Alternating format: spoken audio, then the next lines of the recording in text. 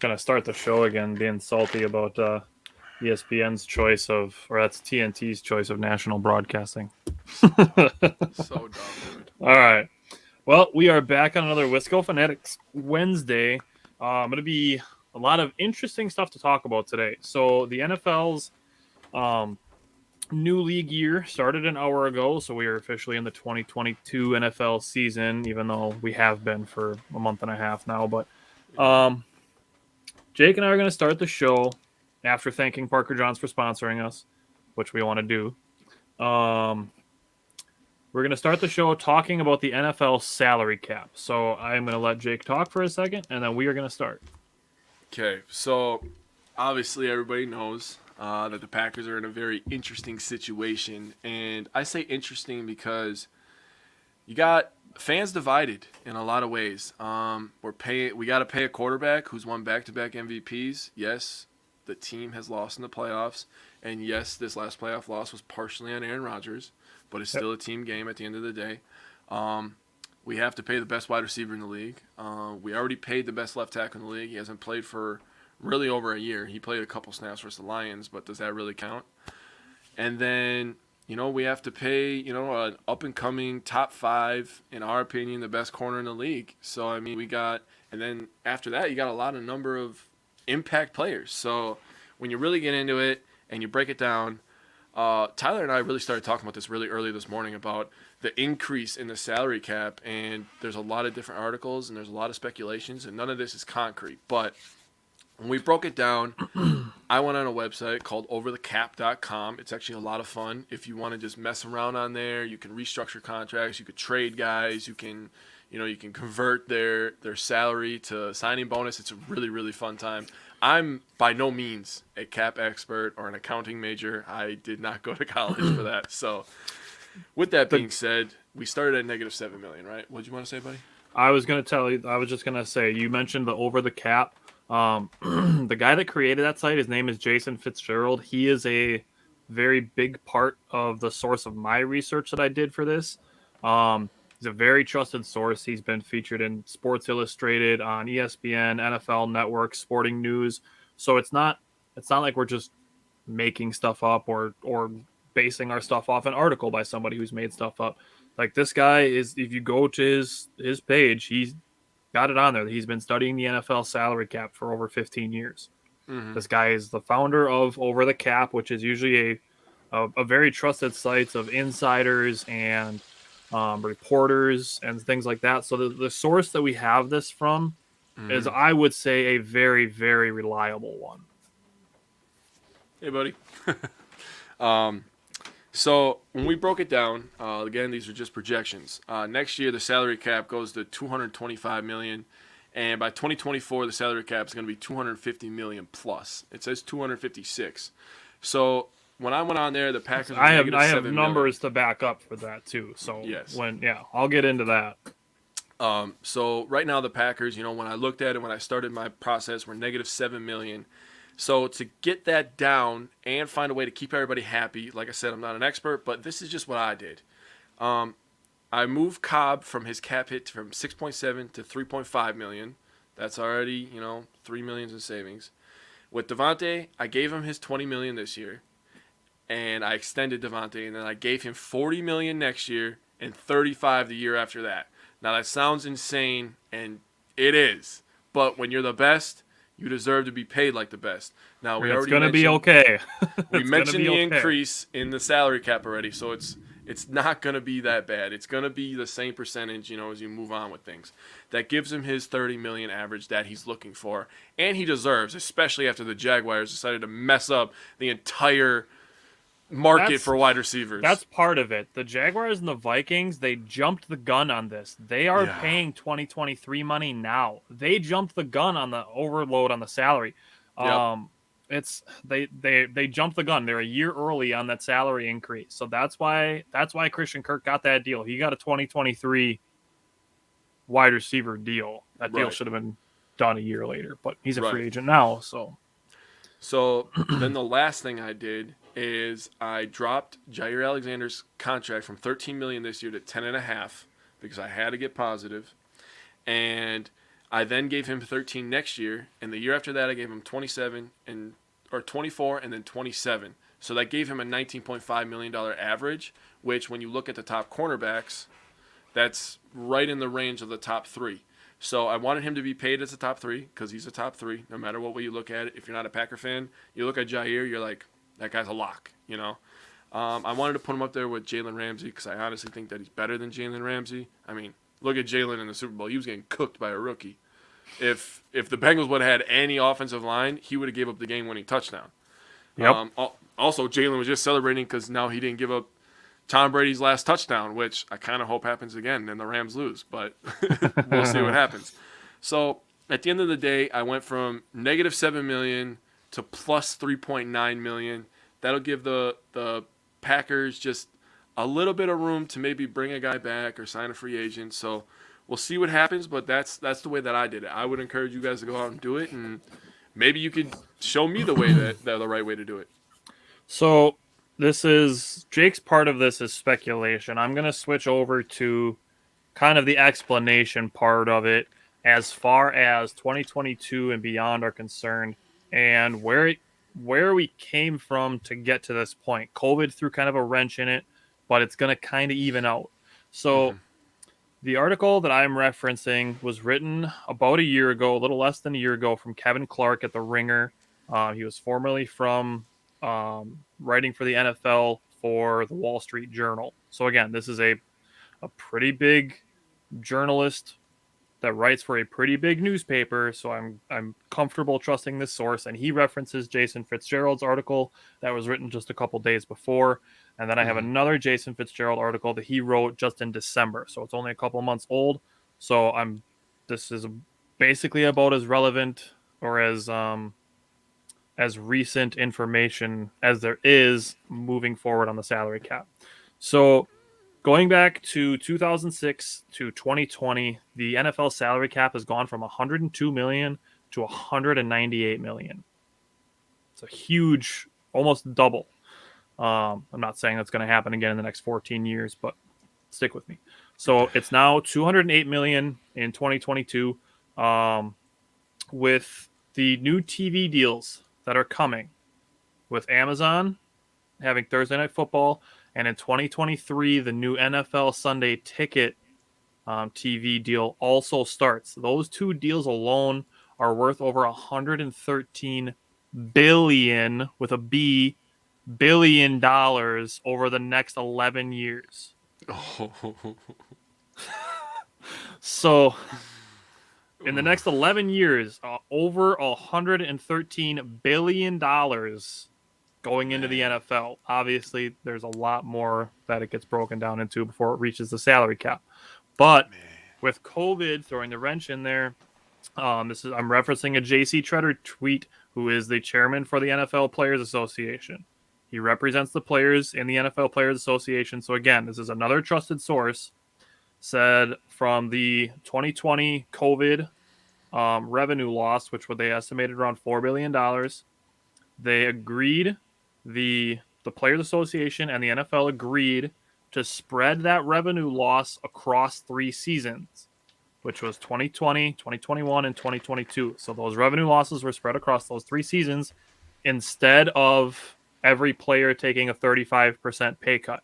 So those were the 2 options that were presented.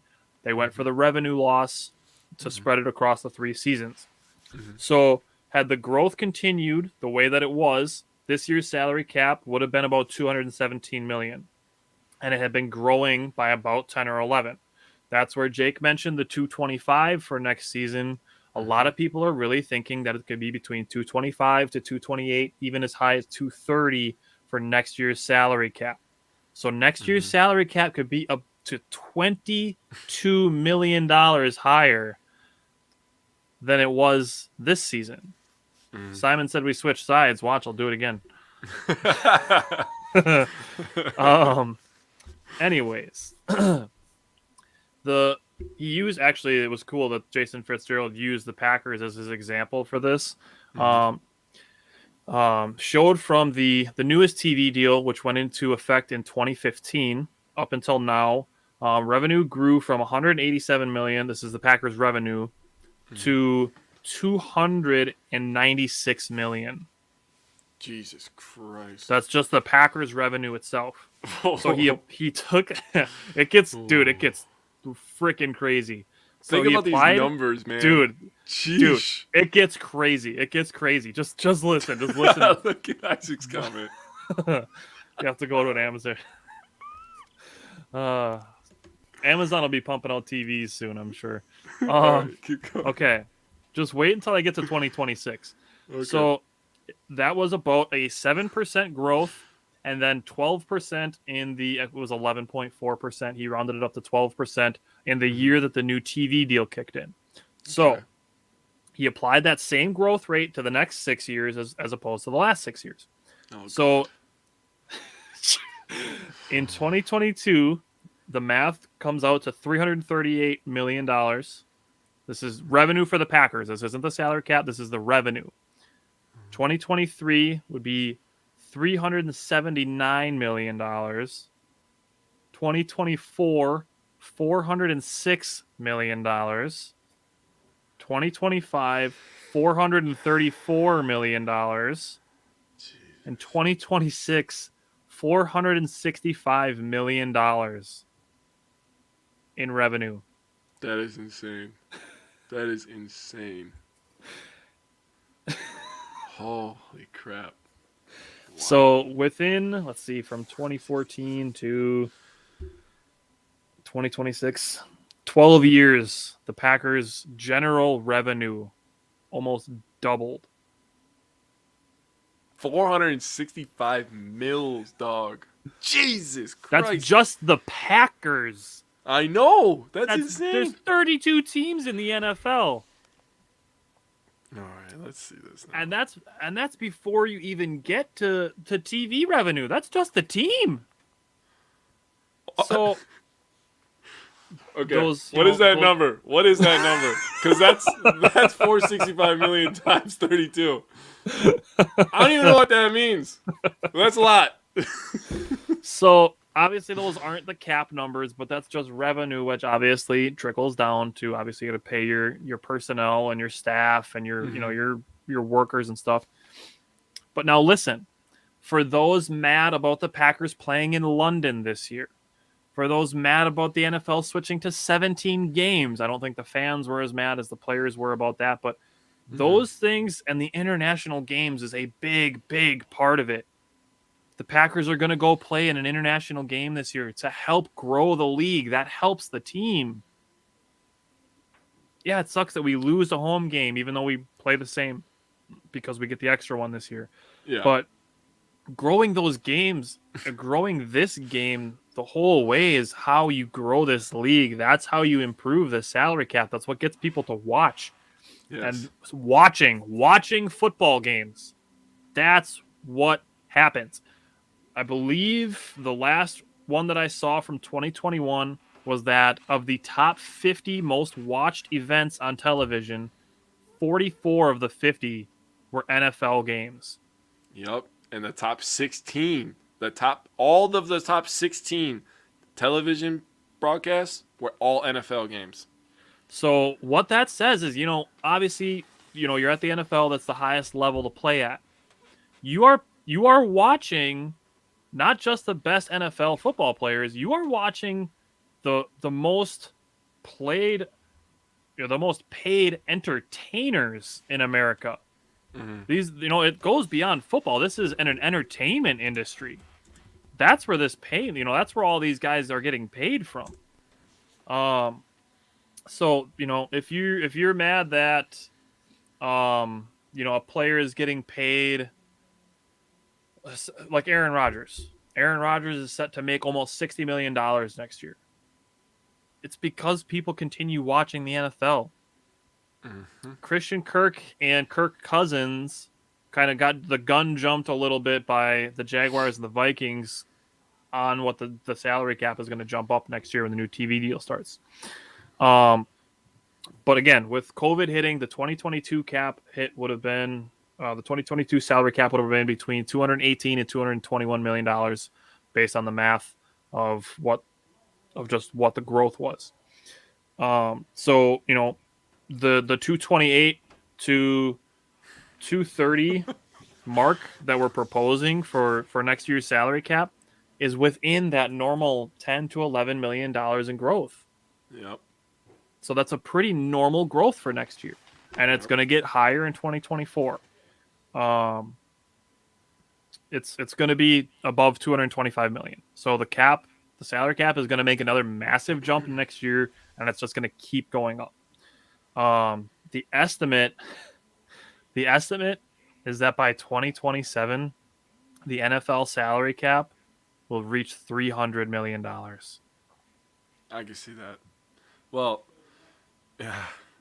Man, I forgot his name. What's that Falcons wide receiver that just got in trouble? Calvin Ridley. Yeah. He jumped the gun.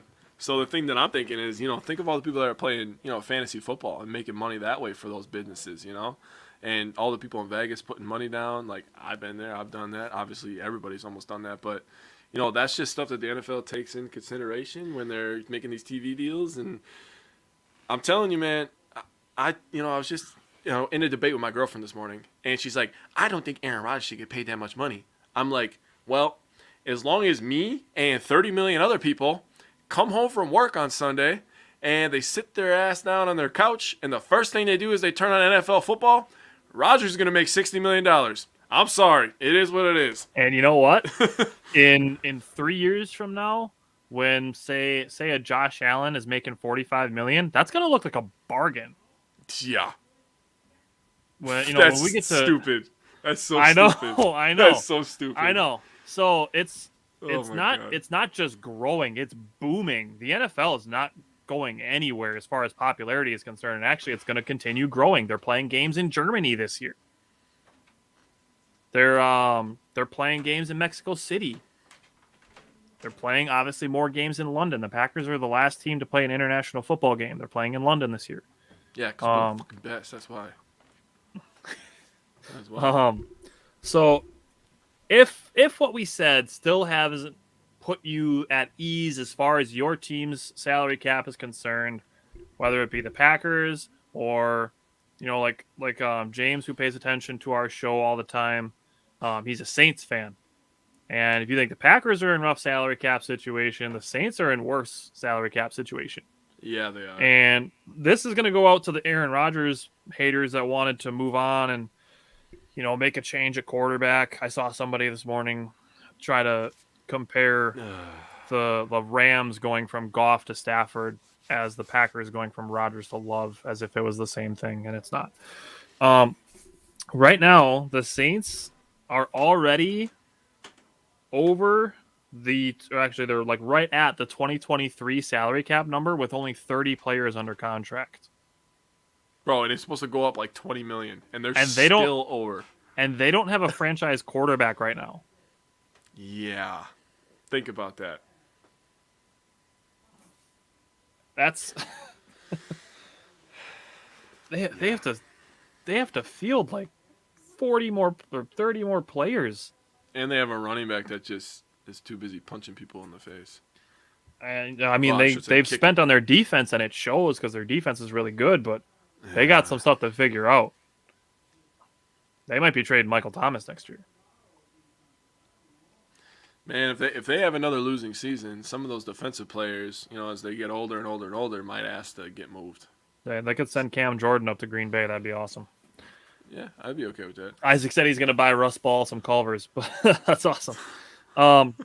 So yes. Anyways, the big takeaway here is the Packers. They're under the salary cap. There weren't any moves today, which was kind of a bummer. I was kind of hoping to see something else happen, but the Lazard and Devondre Campbell deals are not yet official as far as the league is concerned. So those two, it's about like $9 million or something like that. Whatever I think Devondre is getting $5 million in his first year, and Lazard is tendered for $4 million. So they are under the salary cap without making any more moves. And again, $113 billion in new TV deals in the next 11 years. The NFL salary cap's not going anywhere but way, way up. Man, by that time, me and you will be sitting in the press box. Hey. Can't wait. Yeah, I'm trying to think if there's anything I want to re-put out there. Yeah, 2023 cap between 225 and 230, 113 billion in TV deals in the next 11 years. Could reach 300 billion by 2027. Isaac's jumping a little bit ahead in mine. Rasul's coming back, man. I got a feeling. I have a report. Not that he's back yet, but as far as Rasul Douglas is concerned, Packers and Rasul Douglas, despite him having more offers, are still working on a deal. It was reported by Diana Rossini from ESPN that they are working on a deal. Let's get it done, man. Let's get it done. Get it done. He's got to have another pick six against Justin Fields next year. That'd be awesome. Oh, I'm sure Justin Fields will throw a few next year. Yeah, except this one, he'll be targeting MVS.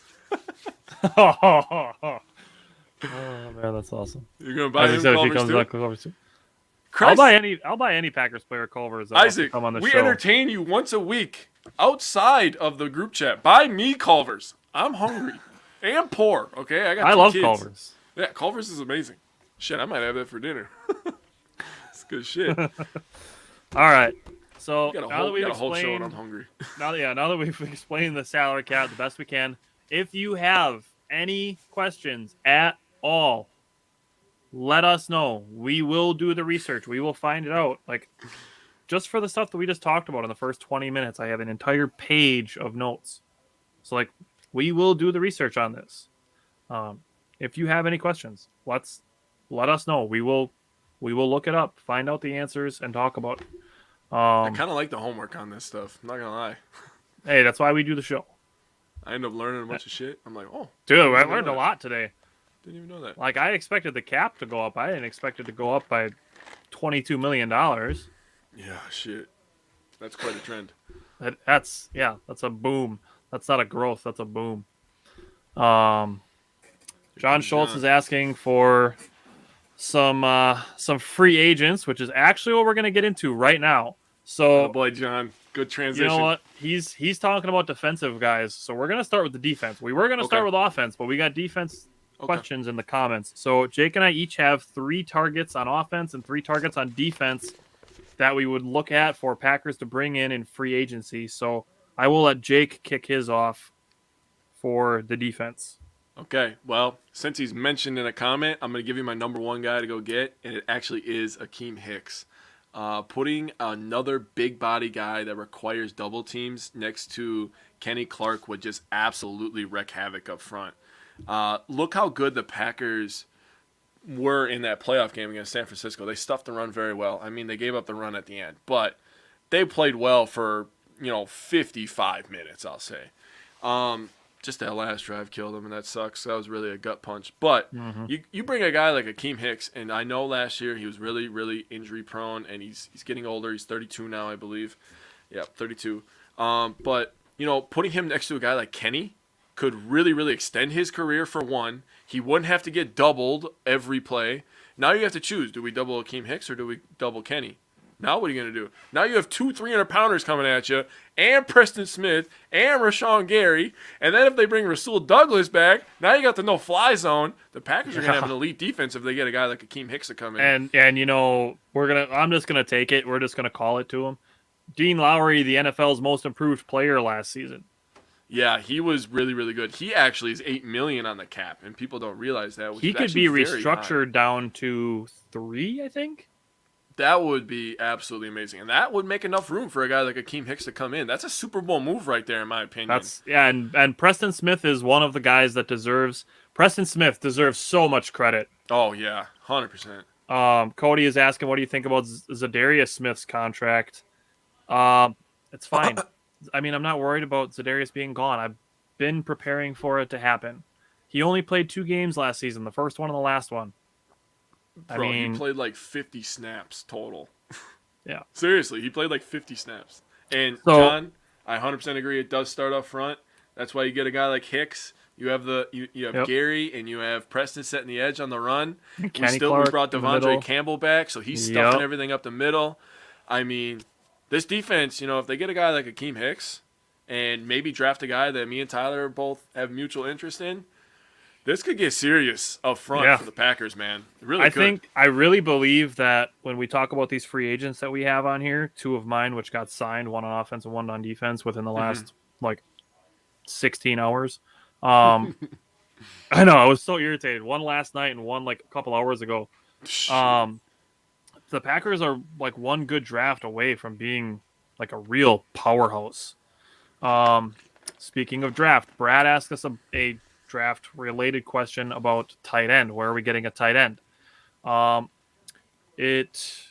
end is a position where I personally would like to bring back Robert Tonyan. Mercedes Lewis hasn't said anything yet, so I don't know if he's returning or retiring. It doesn't sound like Robert Tonyan has a ton of interest. I haven't seen really any rumors about him receiving offers with the Packers or any other team. So I'd like to see if they could bring him back, and I'd like to see the Packers draft one. Jake and I have talked a lot about I almost said Robert Ferguson, freaking wide receiver from 20 years ago. Jake Ferguson, we've talked a lot about him, about the Packers potentially bringing him in, but this is a really good draft for tight ends. Greg Dulcich from UCLA is a good-looking tight end draft pick. Isaiah Likely from Coastal Carolina is a guy that I like. Let's see. I like Jalen Weidermeyer out of Texas A&M. He's a vertical threat kind of guy. He doesn't have great speed, but he can stretch the field, and I think that's something that Green Bay really missed when Tonyan went down. Isaiah Likely is a guy. He reminds me of Jermichael Finley. Let's see. I used to love J. Mike, even though I hated on him. But Greg Dulcich from UCLA is really, really the guy that I want.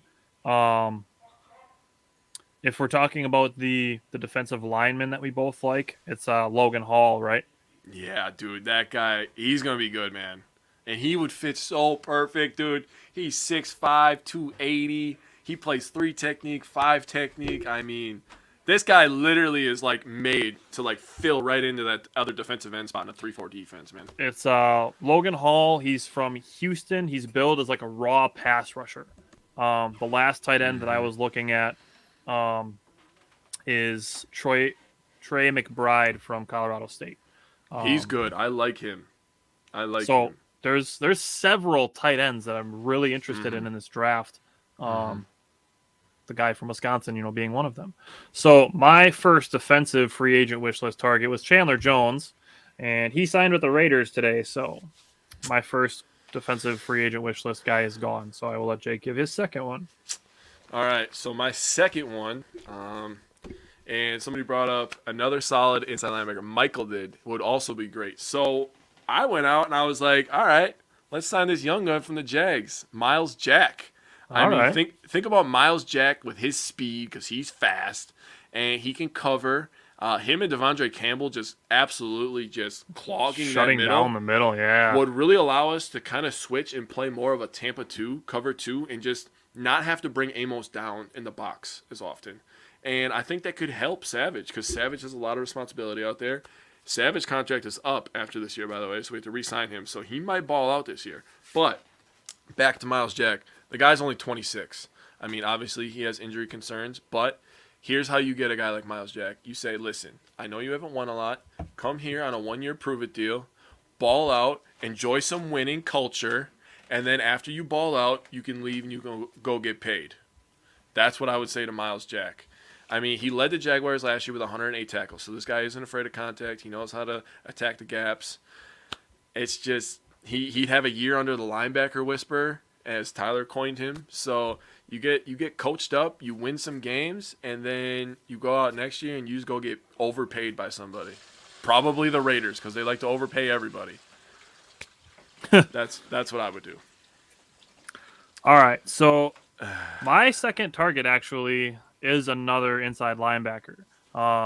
Simon just asked in the comments, what do you think of Corey Littleton reuniting with Joe Barry? I'm looking it up right now to see if Corey Littleton has any interest. Yeah, he's released from the Raiders actually. Yep. Um, By the way, Isaac, we don't have Jack in the Box in Wisconsin, so you're gonna have to ship it to him if he signs with us. yeah, Corey Littleton will be a free agent. It doesn't sound like he's highly I sought wanted after. I wanted him a couple years ago when we had shit middle linebackers before he Yeah. went to the Raiders. I wanted him really badly. My second guy is Bobby Wagner, actually. He's getting up there. He's a veteran guy. It's rumored that all three NFC East or West teams are interested in him because he got cut from the Seattle Seahawks. It's rumored that all three other NFC West teams are interested in him. But Okay. if he doesn't want to sign with any of those teams and he wants to stick around in the NFC just to spite Seattle, like, come to Green Bay, help us win a Super Bowl. I mean, he would be an upgrade over Chris Barnes, as would Miles Jack. Miles Jack's obviously a younger option. Mm-hmm. But, I mean, he's another veteran inside linebacker. He's got experience. I mean, you put that in there with the linebacker whisperer, Joe Barry. I mean, you can't go wrong there, in my opinion. Yeah, you already have a guy with great instincts, so it's a win-win situation. Putting basically two all-pro middle linebackers on a team that's only had one in like the last 50 years. I will tell you, I looked up Bobby Wagner, when we were talking about doing this list, and they showed one of his lowlights, I'll call them, because he looked bad on this play. He got absolutely dragged by A.J. Dillon for like 5 yards for a touchdown, and I was like, that's not a good look. But A.J. Dillon does that to a lot of people. Yeah, I'll say A.J. Dillon he's a human truck. Yeah, he really is. And he is so cheap right now, man. Oh, he's so cheap. All right. Diving into this damn salary cap just messed in my head. I know. The NFL salary cap is unlike any other sports Yeah. salary cap. I mean, baseball doesn't have one, which is really annoying, but it is what it is. Yeah. It's not, the NFL, it's not Rodgers signs a 3-year, $150 million extension. It's not Rodgers taking up $50 million of cap space for the next 3 years. It's not how it works. And, as far as people continue saying, we're just pushing money back, that's the name of the game in the NFL. Yep. That's not going to change. The Packers aren't the only team doing that. No. Everybody's going to be pushing their money back. And you know what? 2 years from now, we're going to push the money 2 years farther down. Yep. It's just how it's going to keep going. Every year they're going to restructure and give guys a bigger signing bonus because that fully guarantees their money. And then they're going to push some salary down the road. So all this kicking the can down the road just puts today's problems in tomorrow's schedule. Mm-hmm. That's the name of the game. That's not going anywhere. That's going to continue. I mean, if you remember LaFleur early in the offseason talking about bringing Rodgers back, he actually mentioned, there's ways to manipulate the cap, and we'll do what we have to do. This is what he's talking about. This is how you manipulate the cap. And we have one of the best in the business in Green Bay at doing that very thing. Mm-hmm. Russ Ball, we've said it a bunch of times. Russ Ball is a wizard. He's the one that needs to get paid $50 million a year. Shit, right? That guy has earned every single dollar of his contract. Isaac, you want a guy to buy Culver's? Buy Russ Ball Culver's. Man, that guy. That was the first one he said. Good. Buy it twice. Man, send him a double order. All right. So extra cheese curds. Who's your last defensive free agent? My last one makes sense because he played here last year. Rasul Douglas. All right. You wanna if you wanna just keep the winning culture, he already is familiar with the locker room. He's familiar with the playbook. He had 5 interceptions last year. 2 went for touchdowns. Actually, back-to-back games. I was at both of them. Absolutely electric atmosphere, dude. Isaac was at one of them too. We were both at the Rams game. So seeing Rasul Douglas turn a pick six was honestly off something of Mr. Pick Six. Yeah, that was crazy. And then off the Bears when I was surrounded and they were all talking shit, man, that was amazing. Bringing Rasul Douglas back would give us 3 very good corners. I like our safety duo. And then from there, you can go in the draft or free agency and try to fix the front 7. Not that it's really broken, but we really need another defensive end. But bringing Rasul Douglas back. What a transition. What a transition. My last guy is a defensive end. Let's go. And it's Emmanuel Ogba. Okay. He is 28. He's a very durable defensive end. Let's see, 1, 2, 3, 4, 5, 6. The last 6 seasons, last season, played 17 games. Year before 16. Year before 10. The year before that 14. The year before that 10, and his first year 16. Okay. So he's missed what? 6, 7, 8. He's missed 14 games total in 6 seasons. Football's physical, man, so that's pretty solid. That's that averages out to about 2 games a year. Yeah. That's pretty solid. He's pretty durable. He had 9 sacks in both 2020 and in 2021. Had 24 quarterback hits last year, 21 the year before. He'd be a reliable, durable, pass rushing defensive end. So Emmanuel Ogba is my third defensive free agent wish list. Very soon. We got about 2 weeks yet before we can start getting into draft prep. Just because we got to get all the salary cap stuff's all happening first. And then free agency is probably going to kick in a bit. And then trade block stuff's going to kick in a little bit. That's why Jake and I have a very, very short list of trade targets today. And they're all at one position. Basically, yeah. Because it's a position that it's going to need to be addressed. And Jake and I feel a certain way about it. And we'll get to that when we do. But draft stuff is still probably a couple weeks away yet. That being said, as far as free agents are concerned, let's switch to offense. Jake, give me your first offensive free agent wish list target. So my first one is Will Fuller. I love Will Fuller. I love Will Fuller too. so much. I want him on the Packers. I love his game, but the reason that he's my third one, aka my last one, is because he's so injury prone. Yeah. And it sucks. Yep. He would come in as a better version of MVS. And everybody knows that I'm an MVS supporter. I loved MVS. His job on the team was to stretch the defense, and right now we don't have one of those. Right. So Will Fuller would fill that void. He's also faster than MVS. A little bit smaller, but if he could stay healthy, Will Fuller on the Packers, and there is already mutual interest. There's been mutual interest for 2 years now. For 2 years, yep. It would be a match made in heaven. They didn't want to pay a second-round pick 2 years ago. And if he would come on and just catch some Rodgers bombs, that could really open some shit up, man. Will Fuller he's like, this is going to sound a little mean, but he's great value Tyreek Hill. Okay, I'm with that. He's a guy that when you set your offense up, like the red zone is anywhere when Will Fuller's on the field. Coin that right now. That was brilliant. And I know you didn't try to do that, but that was awesome. I liked it. That's how Tyreek Hill is, though. Like Tyreek Hill, like anywhere is scoring distance. Will Fuller is the same way. God damn it, I like that. I'm mad. I didn't think that was good. That was good, man. So my first offensive target was signed last night, and it was Morgan Moses, who is a tackle. He's been on the Jets. He's played every game every year since 2015, but he signed with the Ravens late last night. So there's one of my guys gone, so I will kick it to Jake for his second guy. To answer John, I really don't think it would cost much. Especially he's coming if off he only did a 1-year deal. Yeah, he's really, really coming up. He's have to do a prove-it deal. He only had 4 catches for 26 yards last year, so he didn't get a lot of playing time. He did a 1-year deal last year, too. Yeah, so I think, if you gave him, I don't know, I would say $6 million. I would say we can get a Will Fuller for $6 million. Let him go out there, catch 70 passes for 950 yards and 8 touchdowns. He'll get paid. Tell you what, you give him 5, and you put incentives in for games played, touchdowns, and depth of playoffs.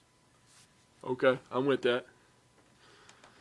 So my second one, Tyler already talked about, but it's Robert Tonyan. For a lot of the same reasons of Douglas. First of all, Tyler talked about when you bring guys in, we're not going to bring rookies in to try to, gain a relationship with Rodgers. Tonyan already has Rodgers' trust.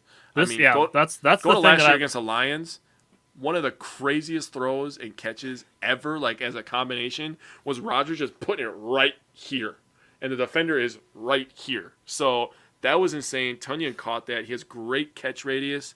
He's a tight end threat, red zone threat, and he is a vertical threat. He can go right down the field. He started having a really, really good game against the Cardinals, the game that he got hurt, sadly. But he's a guy that could come in. He loves Green Bay. Obviously, he wrote a letter about it. So I think Tonyan it's one of those moves that makes too much sense. Yeah. And this is what I said when Jake was just saying that you don't want to have a rookie to try to gain trust with Rodgers. A lot of Rodgers' criticism comes from his hyper targeting of Devontae in the 49ers game. Mm-hmm. So what I said, and this is going to lead into my next guy, is you don't want to have somebody to come in and have to build trust. You want somebody to come in that Rodgers can trust. Brad just asked Austin Hooper in the comments. From what I've read about Austin Hooper, is he struggled with drops the last few seasons. Um, he was really good in Atlanta, and he just didn't really regain that form in Cleveland outside of isolated games. Mm-hmm. I would rather the Packers have somebody that averaged, say, 4 catches a game for 50 yards than to have a guy who would have 8 catches for 75 yards and 2 touchdowns and then 1 catch for 4 yards the next week. I would rather the Packers have that consistent target, that trusted target over that boom bust player. Yeah. Personally, and I think when you get to the playoffs, I think that's more important is having the consistency over the boom bust. I mean, how Not many even can catch a Odell. Baker pass? Not even Odell. Yeah, that team. You know what? That's another good transition into my next guy.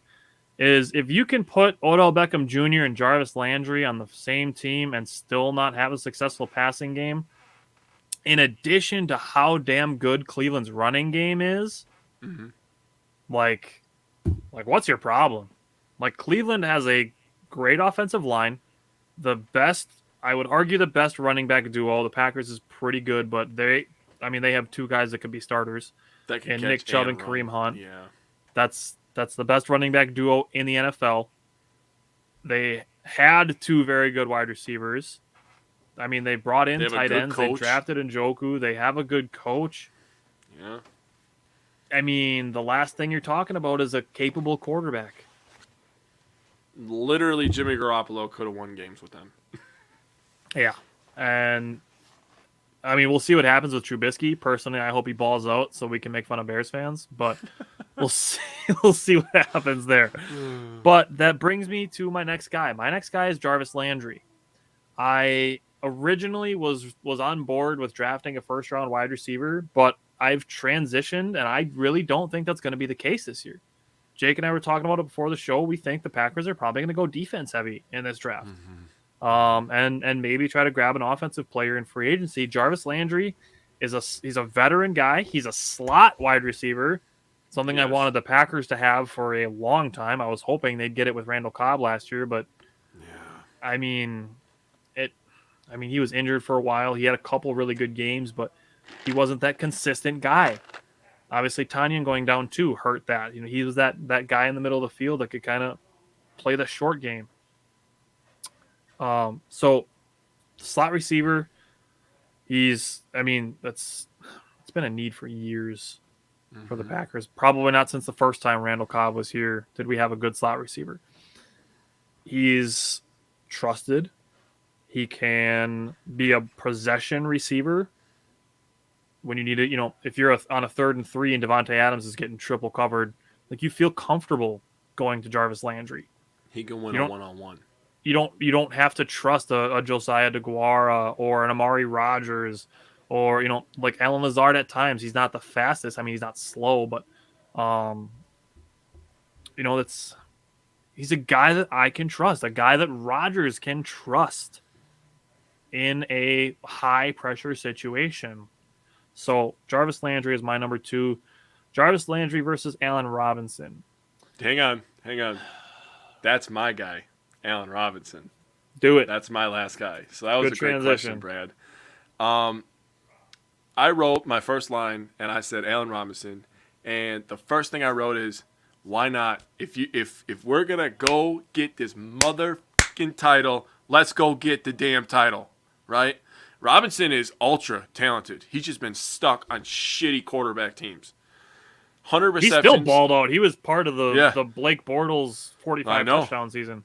I know. 35. But Maybe he's he had had 4,500 yards. Maybe that's what it was. he's had 100 receptions one time. He did that in 2020. He's had over 1,000 yards 3 times. 2015, 2019, 2020. And he's had over 10 touchdowns only one time, 2015. So when you're thinking about that and you're thinking about how big and how he can make contested catches, I mean, yeah, and that was one of the reasons I put him on there is him and Devontae are so close. Allen Robinson is literally the epitome of prove it deal, right? Yep. So you were like, listen, Allen, you can come here. I know last year you wanted to sit out a lot of games because you wanted to shove it to Chicago. You really want to shove it to Chicago? Catch touchdowns from the guy that said I own you to the 80,000 fans in the stands. How'd that be for shove it? How'd that be for I own you? Allen Robinson on Green Bay across from Davante Adams and Aaron Rodgers throwing you the football. That would be hell for NFL defenses. I'll tell you that right now. 6'3", can jump. And that's, that comes to a matter of preference when it comes to Allen Robinson, Jarvis Landry, Will Fuller. First of all, you got to make sure they're willing to come here. Yeah. And then, it's about fit. So if the Packers are saying, hey, we're looking to replace the MVS role and we need a fast guy, a guy to stretch the field, we're talking to Will Fuller. Mm-hmm. If we need a guy that can operate, right behind the linebackers, we're looking for a slot receiver, a possession guy, we're going to talk to Jarvis Landry. Or if we want a guy that can kind of do everything well, it does a little bit of everything, a little bit of size, a little bit of speed, a little bit of possession receiver, we're going to talk to Allen Robinson. That's all, it's kind of a matter of preference there and availability as well. I will say this. Yes, Allen Robinson has had some injury problems, but it is a copycat league. They always say that, right? And when you look at the Rams, what did they have on offense? They had Cooper Kupp, true number one. He worked out of the slot a lot. And then you had Odell. Obviously, oozing with talent, he's a number one wide receiver when he's right. You look at Davante Adams, what is he? He's the number one overall receiver, so clearly he's a number one. Yep. And you look at Allen Robinson, he has a talent to be the number one. He's a guy just like OBJ, where he can be a number one on a lot of teams, on most teams, majority of teams. So for me, he's the perfect 1B to Davante's 1A. So and that would just peanut butter jelly right there. I would argue the same for Will Fuller, honestly. He's a guy that can score you a bunch of touchdowns. He can rack up yards. I mean, he can get behind the defense. He's that speed guy. Mm-hmm. So I would argue the same for Will Fuller. Will Fuller is capable of being a wide receiver one. He showed it in Houston with Deshaun Watson. When they traded DeAndre Hopkins. He had D-Hop with him. He played well after Hopkins got traded, though. That's fair. So and Watson's very good, too. So he's already had experience with a good quarterback. Exactly. And he's got a guy that can throw down the field. Mm-hmm. Michael, that comment makes me so conflicted because I love A.J. Green. I would have loved him on the Packers like 3 years ago. At this point, man, it pains me to say this. At this point, he's too old. He didn't really do anything last year, did he? I think he had like. I think his most memorable play was when he forgot the play call. Yeah. Against I love AJ Green, but I think the sun is set for AJ Green. Emmanuel Sanders, Isaac, I think to me would be on par with Randall Cobb. He's like 100 years old at this point, isn't he? A guy that would just kind of go out there. I gotta see how. We need the Packers need a bona fide wide receiver too. Allen Lazard, he tried and he filled that role at times, but like Jake said, we need a guy that when Davante is drawing as much attention as he does, that can go give you a wide receiver 1 week, anytime. Not just once in a while, which is something like Allen Lazard could do. Allen Lazard could give you that once in a while, but he's not going to give you that week to week to week to week to week that he's capable of being the number 1 wide receiver. True. So I believe that Allen Lazard is capable of being the 2, the wide receiver 2, but I don't think that Allen Lazard can step up and be the wide receiver 1 in a game where Davante is drawing a ton of attention. Tim, don't even start that. Tim's back. No, I haven't seen Tim for weeks. I know. And that's he comes in with this bullshit. He comes in here as Julio Jones. Come on, Tim. We just said no to AJ Green because he's old. And he comes in here and says Julio Jones first thing back. This guy. God damn, Tim. Welcome back, you shit talker. No, we're not signing Julio Jones. God. No. Oh, my God. I was laughing last year when he went to Tennessee, and they're like, oh, Julio's in Tennessee. They're about to go crazy. Yeah, and he played like 9 snaps. He barely played, dude. That he's injury prone. He's so bad now. Oh man, he's been injury prone. Yeah, Simon said it. I saw the screenshot from Aaron Nagler. Even before anybody proposed it, he took a screenshot of Julio Jones being released, and he just said no. So I agree with that. No, I don't. 100%. No, no, 100%. no. Okay. My last offensive target is a wide receiver again, and it's Byron Pringle. I wanted him last year, and the reason that I want him is still the same. It's not so much to play wide receiver. I want Byron Pringle for the return game. Byron Pringle, he is a very good kick returner, and he can be a very good punt returner. We're going to have Kylan Hill back eventually. Don't know when. And Kylan Hill showed a little bit of promise in the return game, but I would love to have a specialist. So it comes to special teams. We've got the new coordinator. Let him go get some specialists. Let's get a return specialist. The Rams had a return specialist. There are guys out there that are just return specialists. Let's go get one. I wanted Byron Pringle last year, and I want him again this year. I want Byron Pringle on the Packers. Imagine Rodgers only having to drive 60 yards instead of 80 yards every fucking drive. Jesus. The guy's already efficient. give him 20 less yards to drive. The guy will throw 50 touchdowns easy. And oh god, yeah, we talked about this. If the Packers go from worst in the league to just middle of the league in special teams, man, I was like, let them get up to like 19th. I'll be happy with 19th. That's what 90 yards. Yeah, dude, seriously. Oh my god. I pictured the 15-yard line. That's where it felt like they got. Oh my god. Oh, so annoying. Like, oh hey Rodgers, we know we put a lot of responsibility on you, and this is the playoffs, but you're gonna drive from the 10-yard line every drive, and the defensive end is gonna be there in exactly 2.5 seconds. All right, great, sounds good. Thanks, guys. Oh, we're gonna double Devontae. Make it really, really easy on you. Jesus. And then people are just like, oh, Rodgers sucks. Let's trade him. You guys are a bunch of freaking smartasses. Let me tell you. Ay. I'm take a crack at pronouncing the name that Michael just proposed. All right. Oh god, I'm so bad at this shit. All right, who cares? Let's do it. All right.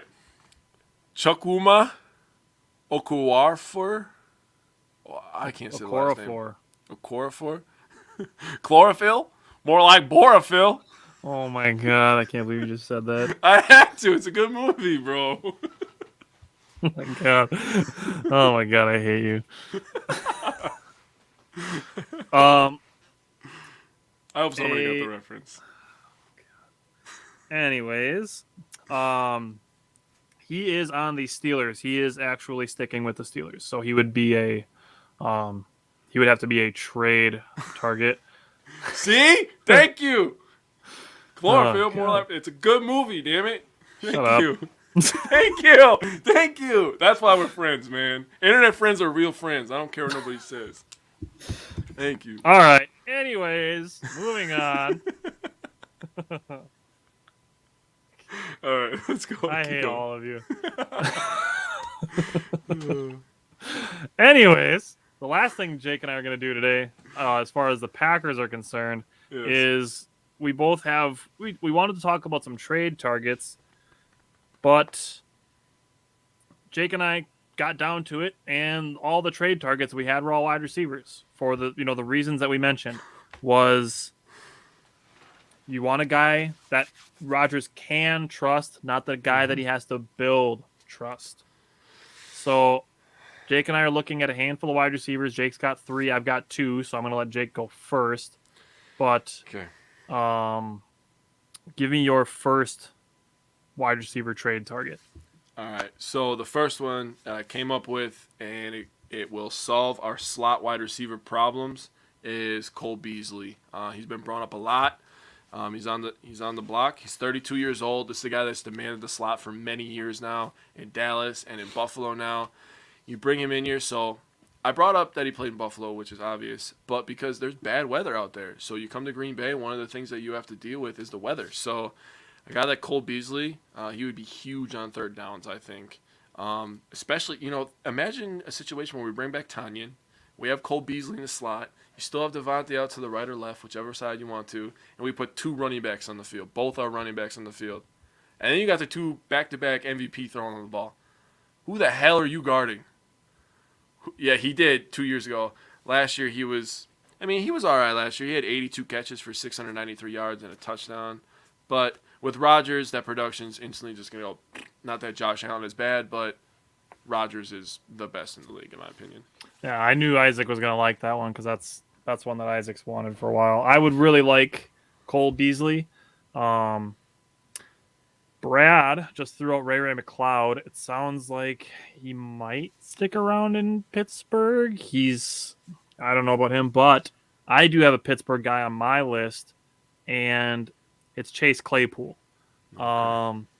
You might hear the name and think, wow, he had a really great rookie year. Pittsburgh's not trading him. Do you remember it was the Steelers and I don't remember who they were playing against. It was a Sunday night. It was a Sunday night football game, and the Steelers are driving, trying to win the game. They're down by, I think they were down by 6 or 4. Maybe they were driving. They needed a touchdown. Chase Claypool gets a catch for a first down, and he doesn't run the ball to the center to get a snap. He drops down and he does the point for the first down thing. And they were playing the Vikings, by the way. That was the Vikings. Okay. Mm-hmm. And what are you doing in that situation? It was a maturity issue, and apparently it's not the only maturity issue that Pittsburgh has had with Chase Claypool. And the way that team's going, like they're putting their eggs in Mitchell Trubisky's basket, and they're in a tough division. I think they're heading for a full-scale rebuild. They're literally the Bears. They are literally the Bears of the AFC North now. They just took their old quarterback, and they got a good defense. Yeah. So, looking at that team, like Chase Claypool in 2 years when the market booms is not sticking around in Pittsburgh. Deontay Johnson, I think, is a guy they're going to invest in. He proved to be their best wide receiver last year, and I think they're going to invest in Deontay Johnson. That being said, Claypool might be attainable because he's going to be on his rookie deal. He's very likely not going to re-sign in Pittsburgh when the market booms. Mm-hmm. And if they don't like him for his maturity issues, like the Packers can grab him and say, hey, we saw what you did. Don't ever do it again. I think that's the point he's trying to make, Brad, is Claypool would instantly have to grow up in Green Bay. Oh, yeah. Instantly have to grow up. Like, listen, if I had man, $1 for every time I heard, let's bring OBJ, Antonio Brown, and Josh Gordon into Green Bay, like, why not Claypool? Shit, we might have $465 million, just like the NFL. I mean, yeah. So, and Claypool is young and not dealing with time removed from the league and from, players and stuff. So Chase Claypool is my first wide receiver target. And getting to play opposite of Devontae. Whoa. Yeah. By the way, in that Vikings game, he made some crazy catches. My next one. I'm going to go on to my next one. You can answer Tim if you'd like. Tim is asking for JJ. Is he talking about Juju? He better not be talking about Julio Jones. I better know that. Oh, I think he is, that son of a bitch. I tried to be nice and be like, is he asking about Juju Smith-Schuster? But he's probably Juju talking Smith-Schuster is a free agent. Not sure where he's going to end up. All right, let me see. My second one is, he is that bastard. I'm talking about Tyler Lockett. This guy is a straight stud. Yes. He's 29 years old. He turns 30 in September. He has 3 straight 1,000-yard seasons. You suck, Simon. Nobody reads Simon's comment. Hey, delete the comment. I could. Delete I totally the comment. I can delete it. I can block him from commenting. Don't do that. Don't do that. But I got Tyler Lockett. He's a guy that could be an outside, inside presence. He could do both. He's a good vet. Obviously played with Russell Wilson, so he's good with a guy with a good ball placement. He has a great catch radius.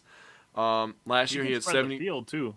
Yeah, he had 73 catches for 1,175 yards and 8 touchdowns. So that's great production out of your number. He was really the number one at times last year with Seattle, where he could be the number one at times for Green Bay if they decide to double or triple coverage Devontae. You know what I'm saying? So, that being said, Tyler Lockett would be great in Green Bay.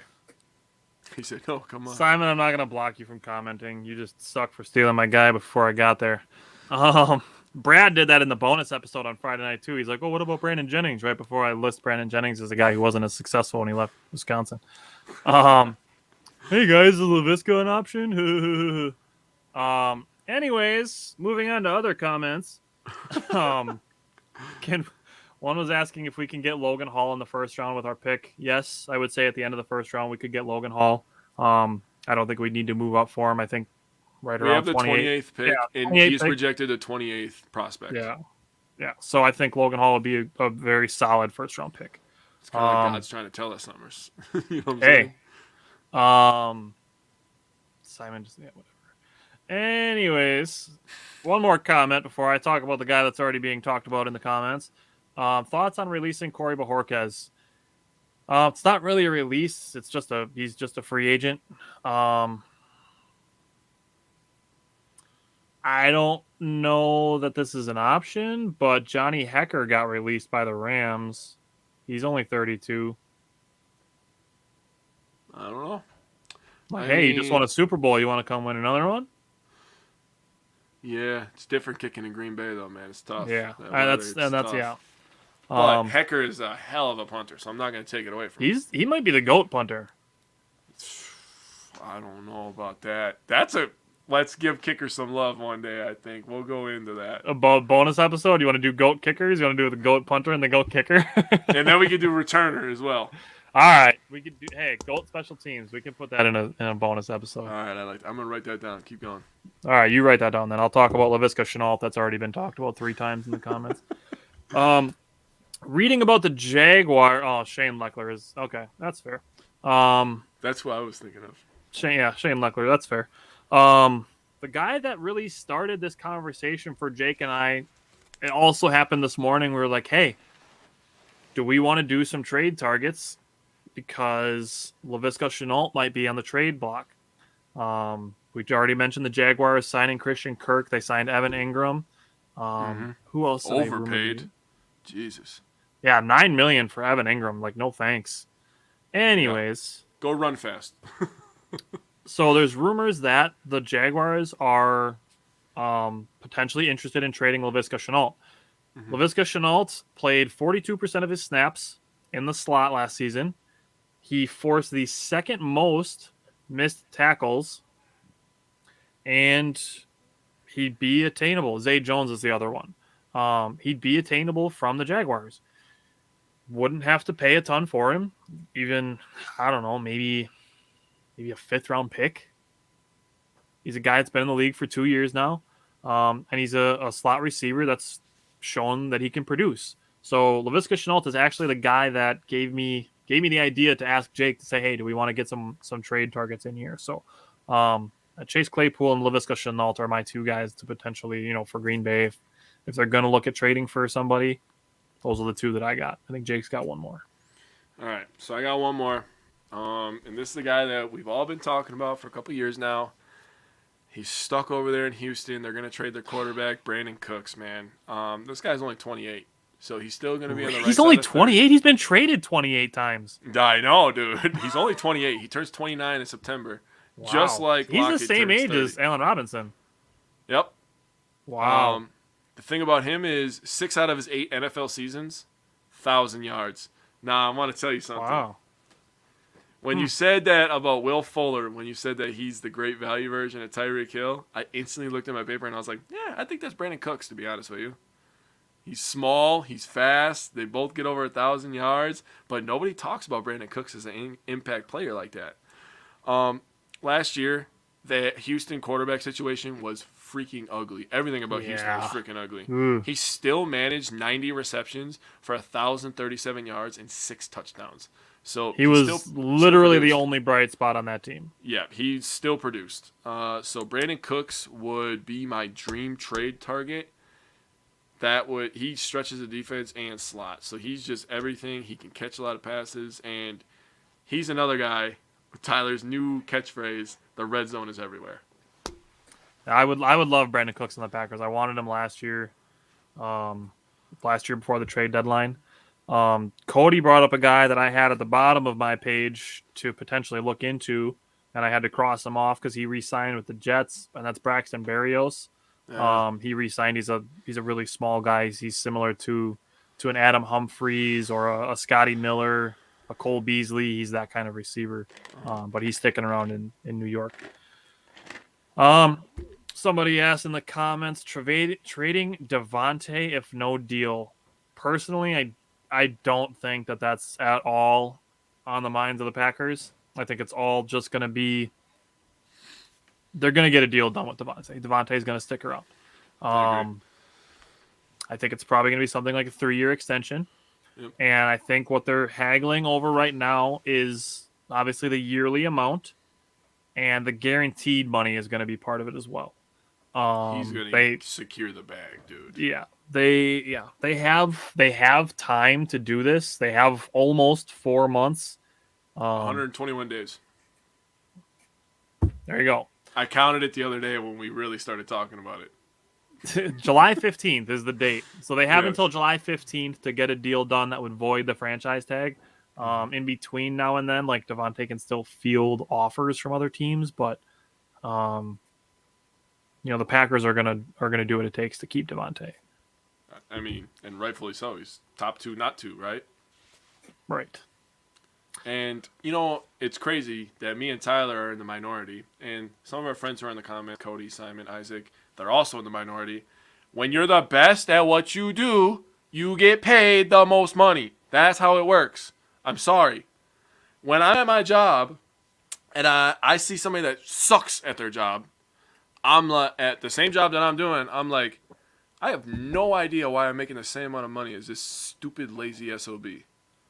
So, do you think that Devontae wants to get paid the same amount of money as people that are not as good as him? No. He's had people for the last 2-3 years saying that he's the best in the league. Yeah, I was talking about Christian Kirk, but I didn't want to name his name. But Christian Kirk is literally middle of the pack. He got paid $21 million. Devontae does not want to get paid $20 million when he knows he's better than Christian Kirk. That's not up for debate, okay? He needs to get that 27 or 28 so he's around D-Hop because that is the company that he keeps. And honestly, at this point, D-Hop just keeps getting injured. I don't even know if it's close anymore. And I'm not trying to sound like a homer, but I'm just saying, man. It's getting to a point where, is Tyreek Hill better than DeAndre Hopkins? See, and that's a debate we can have, man, because Tyreek Hill plays every week. If Isaac said I'll buy Tay some fan locks these days. Christ. He's the logo for fan locks. You don't have to buy him some. He's the logo for fan locks. Like Jake said, you don't trade the best players at their position. No, why? Especially when you're not in a position to be rebuilding. No, I'm trying to win a damn title. We want the best wide receiver. History shows when Packer receivers leave Rodgers, they die. Personally, we literally just did a bonus episode. Yeah, we did. Personally, I agree, and I believe that the precedent has been set for that, and I think that could be, a reasonable expectation. Mm-hmm. But if you were to compare Devontae Adams to Greg Jennings to James Jones to Javon Walker, who was with Brett Favre, those guys, none of them were or ever would be as good as Devontae Adams. Devontae Adams is the best wide receiver that Rodgers has had. He's going to break the records that him and Jordy Nelson set that he hasn't broken already together. And I love Jordy Nelson. He's one of my favorite Packers ever, but Devontae Adams is a better talent than Jordy Nelson. He's a better wide receiver. Jordy Nelson did great things, and he has, he had a great rapport with Aaron Rodgers, but as far as talent is concerned, Devontae Adams is the best wide receiver that Aaron Rodgers has ever had. That's 100% understandable. I want to reply to Brad's comment, and I'm not going to do it the way that Tyler did, but I'm just going to say, in kind of a cocky way, it's almost like Aaron Rodgers is really freaking good or something. We should just trade him too. Jesus Christ, a bunch of Oh smart man, armchair GMs, man. you know I'm the almost when at it, my point, man. when it comes to franchise quarterbacks, you either have to mortgage your draft future or you have to pay. I mean, it's what True, you got to do. And, true. the Chiefs paid, the Cowboys paid, the Ravens are going to pay, the Bills paid, the Texans paid. He's getting traded. But when you look at whatever team is going to trade for Deshaun Watson and you look at what the Broncos just gave up for Russell Wilson to have a franchise quarterback, Mm-hmm. you're talking about not having a first round pick for the next 2 years. You're talking about not having a first and a second round pick for the next year and a half. You're talking about not having third round picks for the next 2 years. And you get to swap a sixth for a fifth 2 years from now. Yeah, The Packers, congratulations. the Packers are keeping a franchise quarterback and all their draft picks. And you know what? At the end of the day, winning fixes everything, and that's clear and obvious. That's the name of the game in sports. Rodgers gets one Super Bowl. All this headache is worth it. I don't care what anybody says. I All agree. this off-season circus with Adam Schefter and him going on Pat McAfee and the $50 million per year and everything. It's all worth it. Just get another title. Bring that baby back home. That's all it's about, man. At the end of the day. All right. So I think that's all we got for Packers. If you want to be, more informed about the salary cap, Jake and I did a lot of talking about it at the beginning. We're going to be doing more Packers stuff coming up. It's probably going to be a couple weeks. Good move. How's for the Jack Steelers. signing with the Steelers? Good move. That's a great move for him. Not gonna lie. All right. Well, there goes one of Jake's guys. I'm glad one of Jake's guys got signed, not just all of mine. Well, I originally had Devondre Campbell on there as well, but obviously we re-signed him, so Okay. I just replaced Campbell with Jack. Tried to All give him a that's partner fair. in crime. Yeah, that's the same thing that I did with Bobby Wagner. Is trying to give DeAndre Campbell a partner in crime. Not So- that we hate Chris Barnes or anything, but I mean, he got better as the year went on, but yeah. the guys that we mentioned would be upgrades. Yep. So, like I said, it's probably going to be a couple weeks, and then Jake and I are going to get real heavy into draft prep. Yes, So for those asking draft questions, stick with us. That's going to be coming up in the next few weeks. Speaking of coming up, just want to throw it out there while we're in this transition here. Next week, we are doing our Milwaukee Brewers primer. So Andrew McCutcheon got introduced today with the Brewers. They start spring training games on Friday. So next Wednesday, Jake and I are going to do our Milwaukee Brewers primer. But before we get to the Brewers, we're going to keep talking about the Bucks. So we're going to switch from football to baseball and now into basketball. And we are going to start with the Bucks. Simon, we are super excited for draft prep too. Honestly, that in the last year-ish, we've been doing this show for about a year and a half. The draft prep is one of my favorite things that we've done.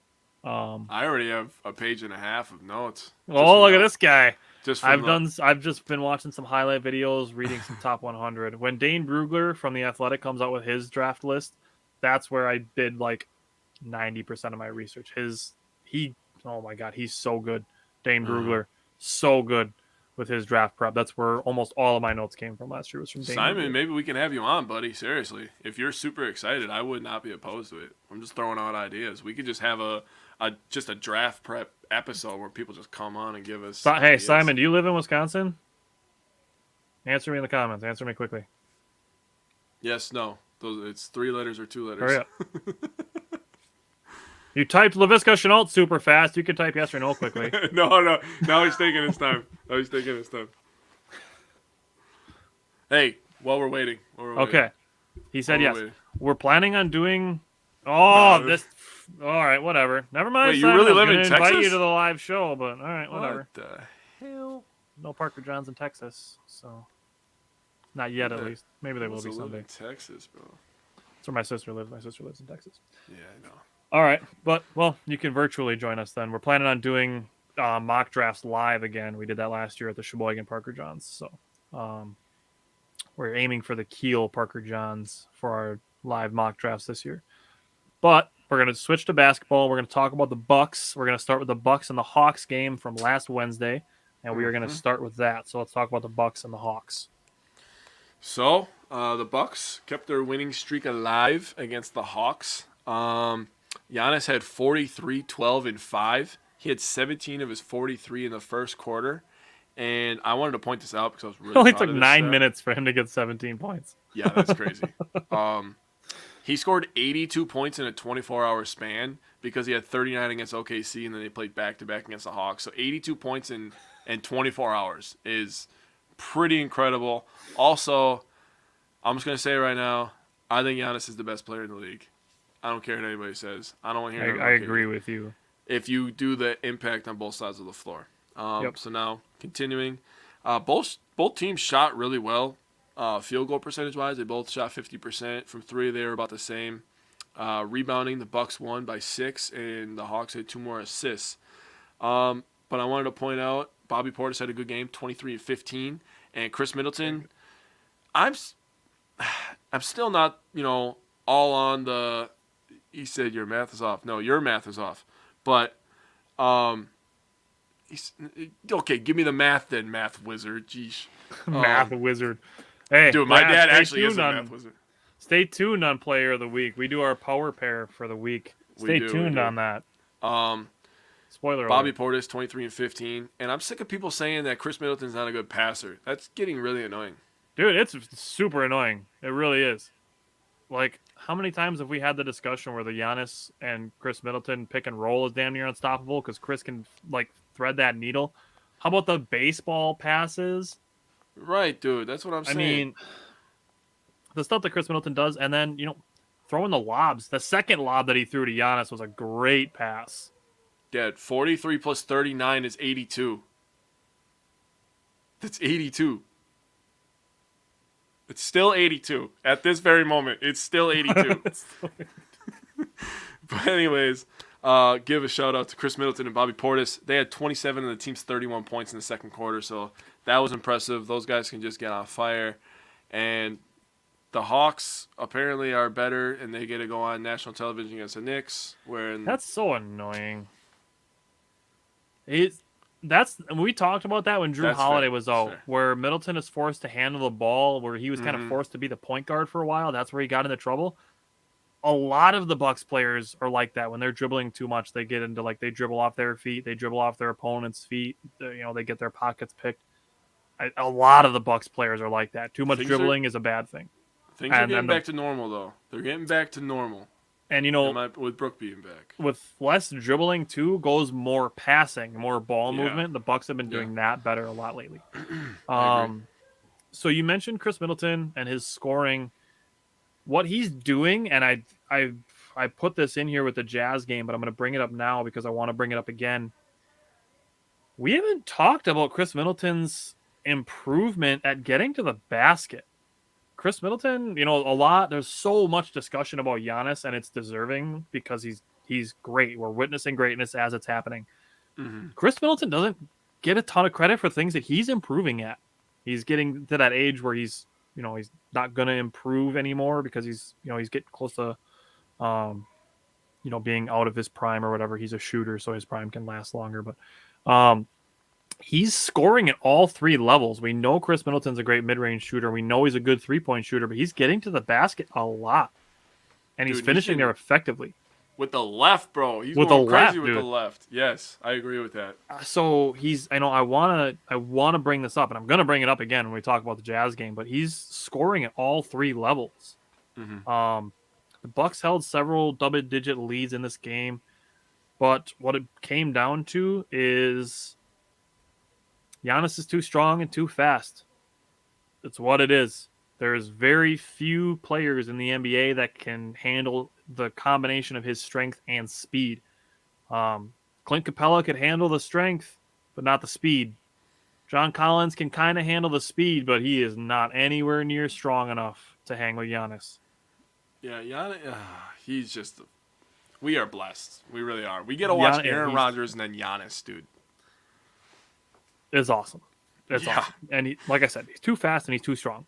The Bucks held Trae Young to 5 points in the first half. He went crazy in the second half, though. And the crazy deep threes, like you live with that. That's a low percentage shot. Like let him shoot that. Um, Jake mentioned the 27 of 31 second quarter points by Bobby and Middleton. Um, Getting into the later parts of this game, Nate McMillan got ejected for arguing offensive foul calls. Sorry, it happens. Like Giannis gets called for probably more of them than I would say any player in the league. And he wanted to argue about it. He got double teched and he got thrown out. Other than the Bucks from the 3-point line, really a solid game by the Bucks. They didn't shoot great from three, but they shot well everywhere else. Only 5 missed free throws. And I'm going to coin a term. I made up my own statistic here, and I'm going to call it fundamental failures. So what I'm going to do, and it's going to take me a while to kind of get a gauge of what's good, what's not, and how to analyze it. But missed free throws, points off of turnovers, and second chance points. Obviously, the missed free throws is something the Bucks would do, and then points off of turnovers would be the Bucks turning the ball over, the other team scoring, and then the Bucks not finishing defensive possessions, giving up offensive rebounds to the other team, and giving them second chance points. So the 3 fundamentals there are obviously make your free throws, don't turn the ball over, and box out to not give up offensive rebounds. So fundamental failures, failing at the fundamentals. The Bucks missed 5 free throws. They gave up 13 points off of turnovers and only 4 second chance points. This is going to be when we get to the Warriors game, but only 22 fundamental failure points. So that's what I'm going to call it. That's what I thought of. I think my benchmark is going to be to try to keep that number under 25. It might be 30, but we'll see. I got to get some more games into this and kind of really feel it out because I've really only just started calculating this since the All-Star break and the Nets game where the fundamental failures by the Bucks spotted the Nets 59 points. That was disgusting. That's pretty bad. They bad. lost that game by 3. Should not have lost that game. Oh, God. All right. Let's talk about the Bucks and Warriors. Whew. Okay. You want to do this one fast? Yeah. Do it like a Band-Aid. So the Bucks did not play well. And I saw somebody comment and be like, looks like Giannis is the only one that showed up today. And yeah, you look at his stats, and there's 31, 8, and 3, but he was a minus 26 when he was on the court. Now, not all of that is his fault, and I understand that, because Klay Thompson was ridiculous. Jordan Poole was ridiculous. I mean, between them two, what they have, 13 three-pointers? 13 of their team's 18 three-pointers came from 2 people. And Steph Curry only had 2 of them. Klay Thompson had like 6 bad games in a row. Yeah. But he was due for one of these. I mean, look at what happened in the next game too. I mean, you're looking at Michael Conley, who's a good player, a little bit past his prime, but he had a bunch of bad games in a row, and then he plays good against us too. So It is what it is. But the team just didn't play well. Nobody shot well. Giannis was 9 of 17. It's not good. It's not bad. It's kind of average.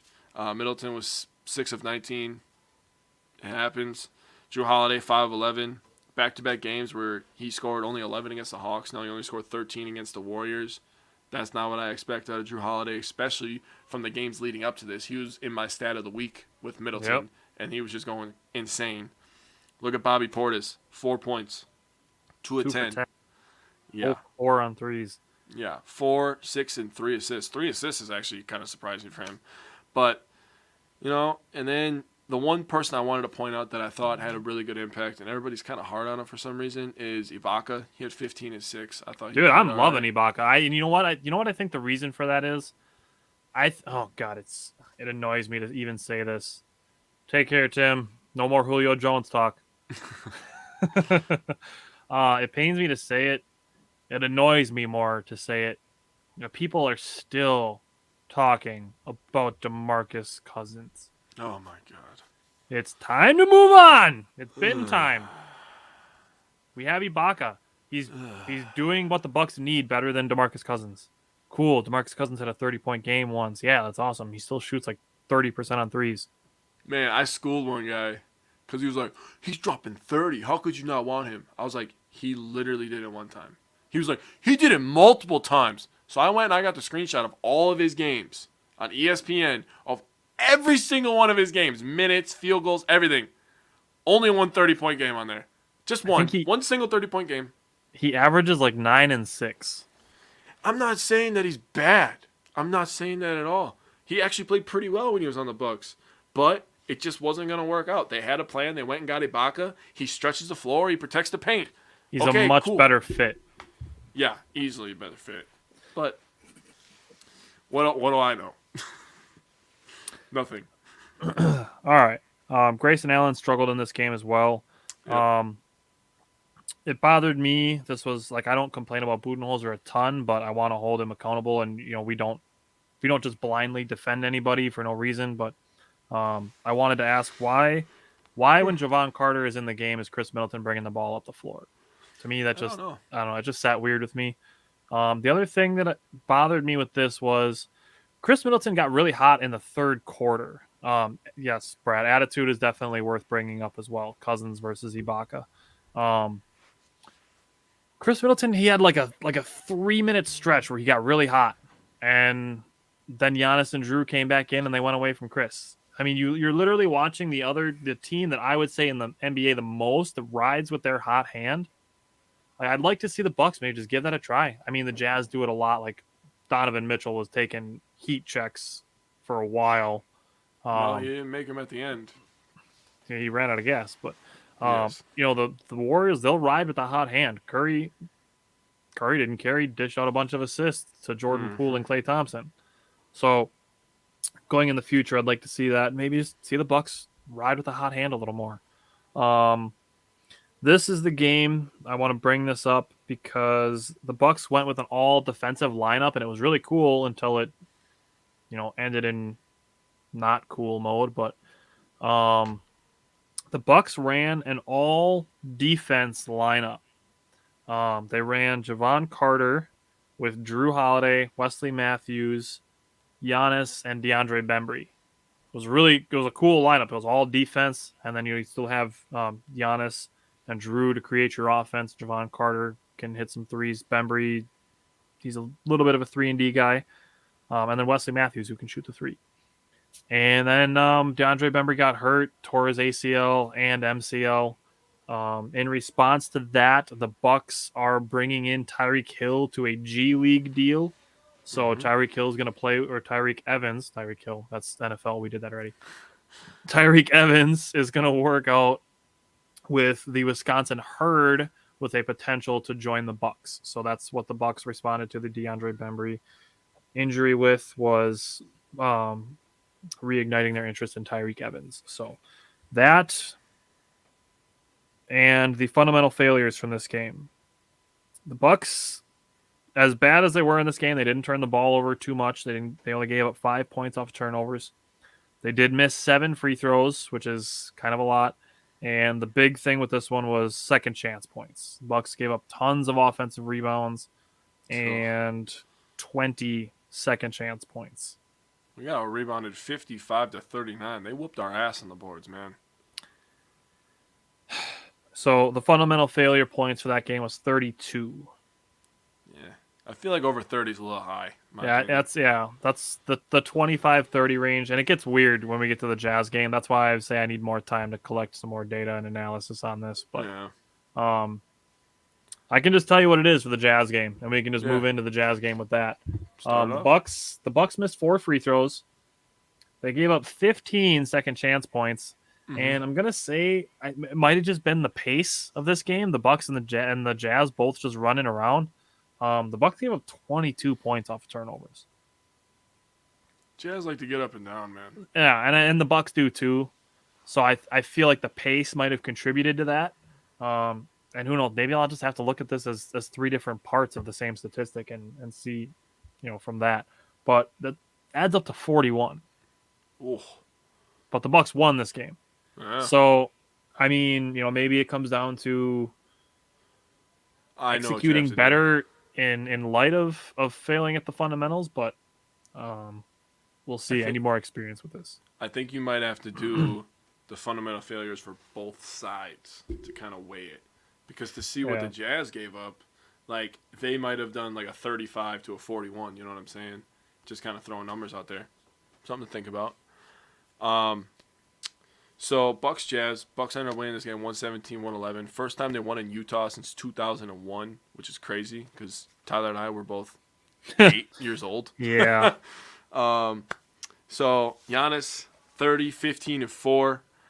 Chris Middleton 23, 3 rebounds, 4 assists, and Drew Holiday 29 points, 4 rebounds, 7 assists, and 5 steals. The guy was a 5 freaking steals. menace. Yeah. He was back. I wanted to point out a couple plays from Chris and Drew. We always give Giannis love, understandably so, but I like giving those other guys some love when they deserve it. Chris Middleton had 2 just nasty shots. He had 1 step-back 3 that was on Hassan Whiteside, and him and Whiteside were talking to each other when they were running back down the court. And then he had a sick lefty hook finish. Oh, and I was just yeah. He just cooked him with the footwork, and I was just like, whoa. The next one is Drew Holiday had a really, really nice baseline jumper from basically behind the backboard. And he just straight up drained it, and you're just like, Drew Holiday, and this is kind of what got me to think to say this, is do the Bucks have 3 closers? Shit. I mean, they give the ball to Giannis Heat enough. Game? Yeah, I mean... Oh, damn. I mean, Giannis is starting to hit those little turn fades now, right? Post fades. What was it last week, too? It was last week. Yeah, Drew Holiday was going nuts last week. Was it? I want to find out which game it was. Drew, he came alive in the fourth quarter of the Suns. Bulls. No, it was the Suns game. Oh, yeah, the you're Suns right. game. It was Drew and Chris Middleton. 33 of the of the 41 fourth quarter points. 80% of the fourth quarter points in the Suns game. Yeah, they were going crazy. That was because Giannis was in foul trouble. You might be onto something there. Well, I mean, we know Chris Middleton's a closer. Everybody in the nation saw that. Drew Holiday's just been cooking. He's getting more confidence. He's shooting a career high at threes. I mean, the guy's making more jumpers, and we already know that he can finish in the paint with either hand. Yeah. And then you got Giannis, who, if he doesn't finish or dunk on you, he's going to get the foul call. So you're basically screwed either way. Or just tap it in. Yeah, I mean, the Bucks might have 3 closers. Just tap it in. And then before Bobby so you Portis... ignore my Adam Sandler comment, but I had to sit through yours. Sorry. I was thinking about this process here. Fine. All right, whatever. You can do your Billy Madison reference. I won't talk about Happy Gilmore anymore. I'm sorry, man. I'm sorry. Before Bobby Portis decided to have 2 stinkers, I was going to ask you if you think Bobby Portis is the second best shooter on the team. Because, in my opinion, I still think Chris in the game is the best shooter that we have. Mm-hmm. I agree.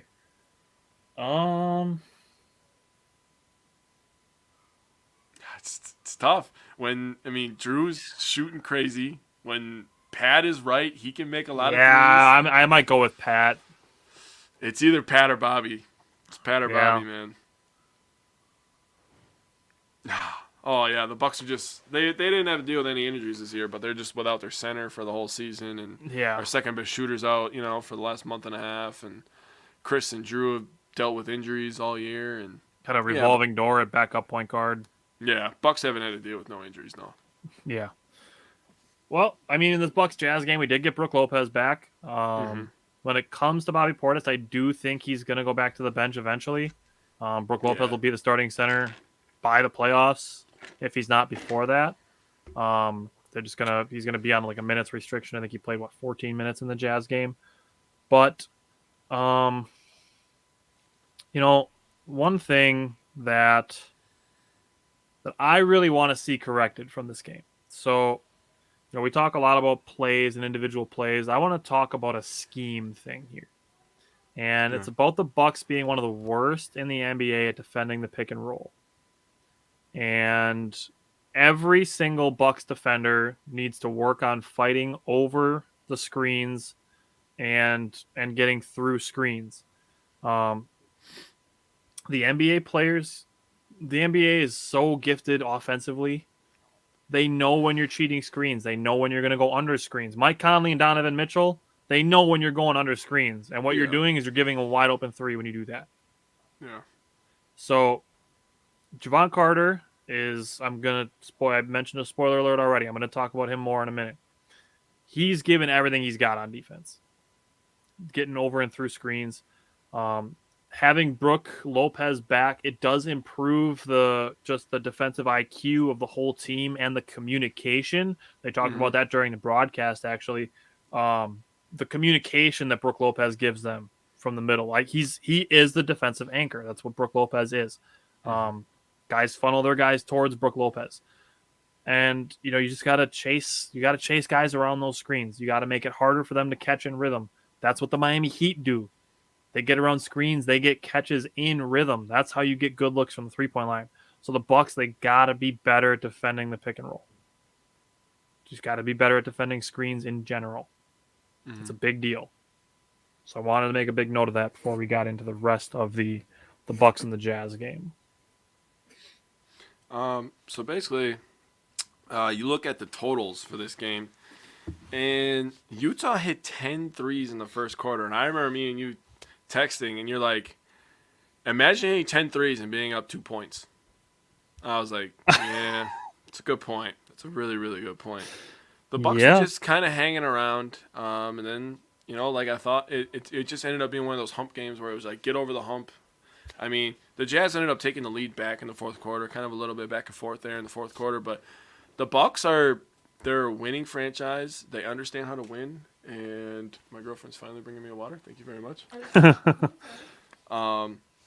And they got a winning franchise. They got winning players. They're champions for a reason, and they ended up closing out that game. And Giannis hit 2 free throws at the end, which gives me a lot of confidence. Yeah, dude, Brad, we were texting about the third quarter, and we were talking about it today before the show. It's just like, I don't understand. They got scored 34-21 in the third quarter, and they were still only down by 4 points. But I just don't understand the third quarter problems, man. What is it, man? I don't know. So maybe something will change if Brooke is the starter and kind of changing a little bit of the processes in the early part of the quarter. Maybe he hits some threes. Maybe he gets some rebounds. Maybe his communication is the key in that third quarter coming out of the locker room. I don't know. But those are things that will be answered within the next 3 weeks. And hopefully it doesn't become an Achilles heel for us in the playoffs. Because I don't want to have the same feeling I had about the Packers where I'm like, I know we suck on special teams, but we just got to overcome it for a couple games. You know what I mean? Yep. I don't want to have that feeling. Yeah. So looking up, you asked me to pull the fundamental failures for the other team. Utah missed 4 free throws, same as the Bucks. Mm-hmm. The Bucks only had 6 second chance points in this game. Oh my God. Utah is one of the best rebounding teams in the NBA. Like the Bucks are up there, but Utah is up there. And the Bucks only scored 17 points off turnovers. So that totals up to 27. So the fundamental failures are still plus 14 for Utah. Yeah. So that's just, hey, credit to the Bucks. I mean, they really overcame this in the fourth quarter, but the way this game was started was crazy. Both teams were hot out of the gate like crazy. I want to give Wesley Matthews some credit. He came in on the second unit, and he gave 3 consecutive really tough defensive possessions on Donovan Mitchell, forced him into 3 consecutive misses. Chris Middleton, I mentioned his getting to the basket, scoring at all 3 levels, being something he's improving on. He's getting that jab step. So he catches, he obviously faces up, that jab and then drive. That's becoming a really reliable move for him, especially when Giannis is on the floor and guys can't double team Chris Middleton. Mm-hmm. You give Chris Middleton a one-on-one, I really feel confident he's going to score every time because he can face up, he can do that jab and drive on a smaller defender or a slower defender, and if not, he does a lot of back to the basket, and he can hit fadeaways. Like I feel confident that Middleton's going to hit fadeaways when he shoots them. And then, like you mentioned, 10 threes in the first quarter, and you have a 2-point lead. That's got to suck. Middleton hiding the ball on his hip as well. That's just the shot pocket. That's what that is. You teach that elementary school basketball, the shot pocket. So you can be ready to pass, dribble, or shoot. So that's a fundamental thing right there for Chris Middleton. Um, He's not the fastest guy, but his fundamentals and his footwork, phenomenal. then he's got a good shot. Like his shot is just itself. Literally the way that he shoots the ball, um, is it just looks good. Um, the Bucks ran a lineup that from the second quarter went on an 11-2 run. This lineup was Javon Carter, Chris Middleton, Drew Holiday, Giannis, and Brook Lopez. That is an awesome two-way lineup. The way that Javon Carter has been shooting on his three-point shots, which I'm gonna save for my later discussion here, in addition to the big three and Brook Lopez, like, do you think Javon Carter has taken George Hill's job as the backup point guard? I said it last week, man. He looks comfortable. He's shooting the ball well. He's not turning it over. He's playing tough, hard-nosed defense. I don't know what else you ask from a backup point guard, honestly. He's playing within the offense. He's not taking dumb shots. Like, he had a play against the Jazz where the shot clock was running down. He was in the right corner, and he ended up catching the ball, pump faking, chicken a dribble, and he threw it down to Drew Holiday, a perfect little post-up, post-fade to take the lead back, 96-95, I believe it was. But, yeah, just playing within the offense, and he's just playing great, man, honestly. He looks like he belongs on this team. My argument would be that Javon Carter has had a bigger impact on the Bucks than Goran Dragic has had on the Nets. Oh, easily. 100%. Like, thank you, Brooklyn. We'll take Javon Carter. That's the point. Thank you, Brooklyn. That's the point. Man, if we play in the playoffs and Javon Carter, like, locks him up and then hits a three, I'm going to go fucking nuts, dude. I'm going to go bananas in this house, man. So, something that impressed me with Javon Carter, this was in the fourth quarter. The Jazz got a defensive rebound, right? We talked about the pace of this game being higher. Javon Carter, after a defensive rebound, defended, I think it was Donovan Mitchell, for 94 feet off of a rebound. Yeah. The Jazz had 16 seconds on the shot clock when they got across half court and started their offense. Just disrupting that pace is just those little things, man. And you have to call a different play now because you only have 16 seconds. You got to rush throwing off the rhythm. That's like what I mentioned with the screens. So if you throw off rhythm, that messes with teams. It makes it harder for guys to succeed. Like if you let a guy just stand wide open and shoot 100 3-pointers, like when they're in a practice, they're gonna make like 80 of them. Yeah. Man, if you watch guys shooting around before games, like they make every shot they shoot while they're open. So during games, what you got to do is you got to throw guys off. Not Tristan Thompson, but he doesn't. I don't know if he makes any shots outside the restricted circle, but bro, he was like on the restricted circle and missed like 8 in a row. I'm like, oh hell no. I was proud of the Bucks to see them hanging around a good offensive team with Giannis and Middleton on the bench. That's an impressive thing. That's not really going to happen in the playoffs ever. Like those two aren't going to be off the floor at the same time ever. But it's good to see them succeeding with the big three guys on the bench, whether it's any combination of them. End of this game, the Bucks moving the ball well, rebounding as a team. The Bucks started the fourth quarter. They started rebounding as a team, and they held Utah to 18 points in the fourth quarter. Wow! Look how well that works. Oh, it's crazy. I know. And then the Jazz, they ran out of threes. Ran out of gas. They ran out of threes. And if there's any part of Giannis's game that could even be remotely considered as underrated, it's his ability to change speeds. That's very true. Yeah, we know Giannis can go downhill and dunk and finger roll and Euro step. But when you're on Rudy Gobert and a guy who's a sound defensive player, Giannis changing speeds and getting from being all downhill and then stopping, taking 2 slow steps, and hitting that jump hook. He did it twice to Rudy Gobert in the fourth quarter. Nasty. That jump hook.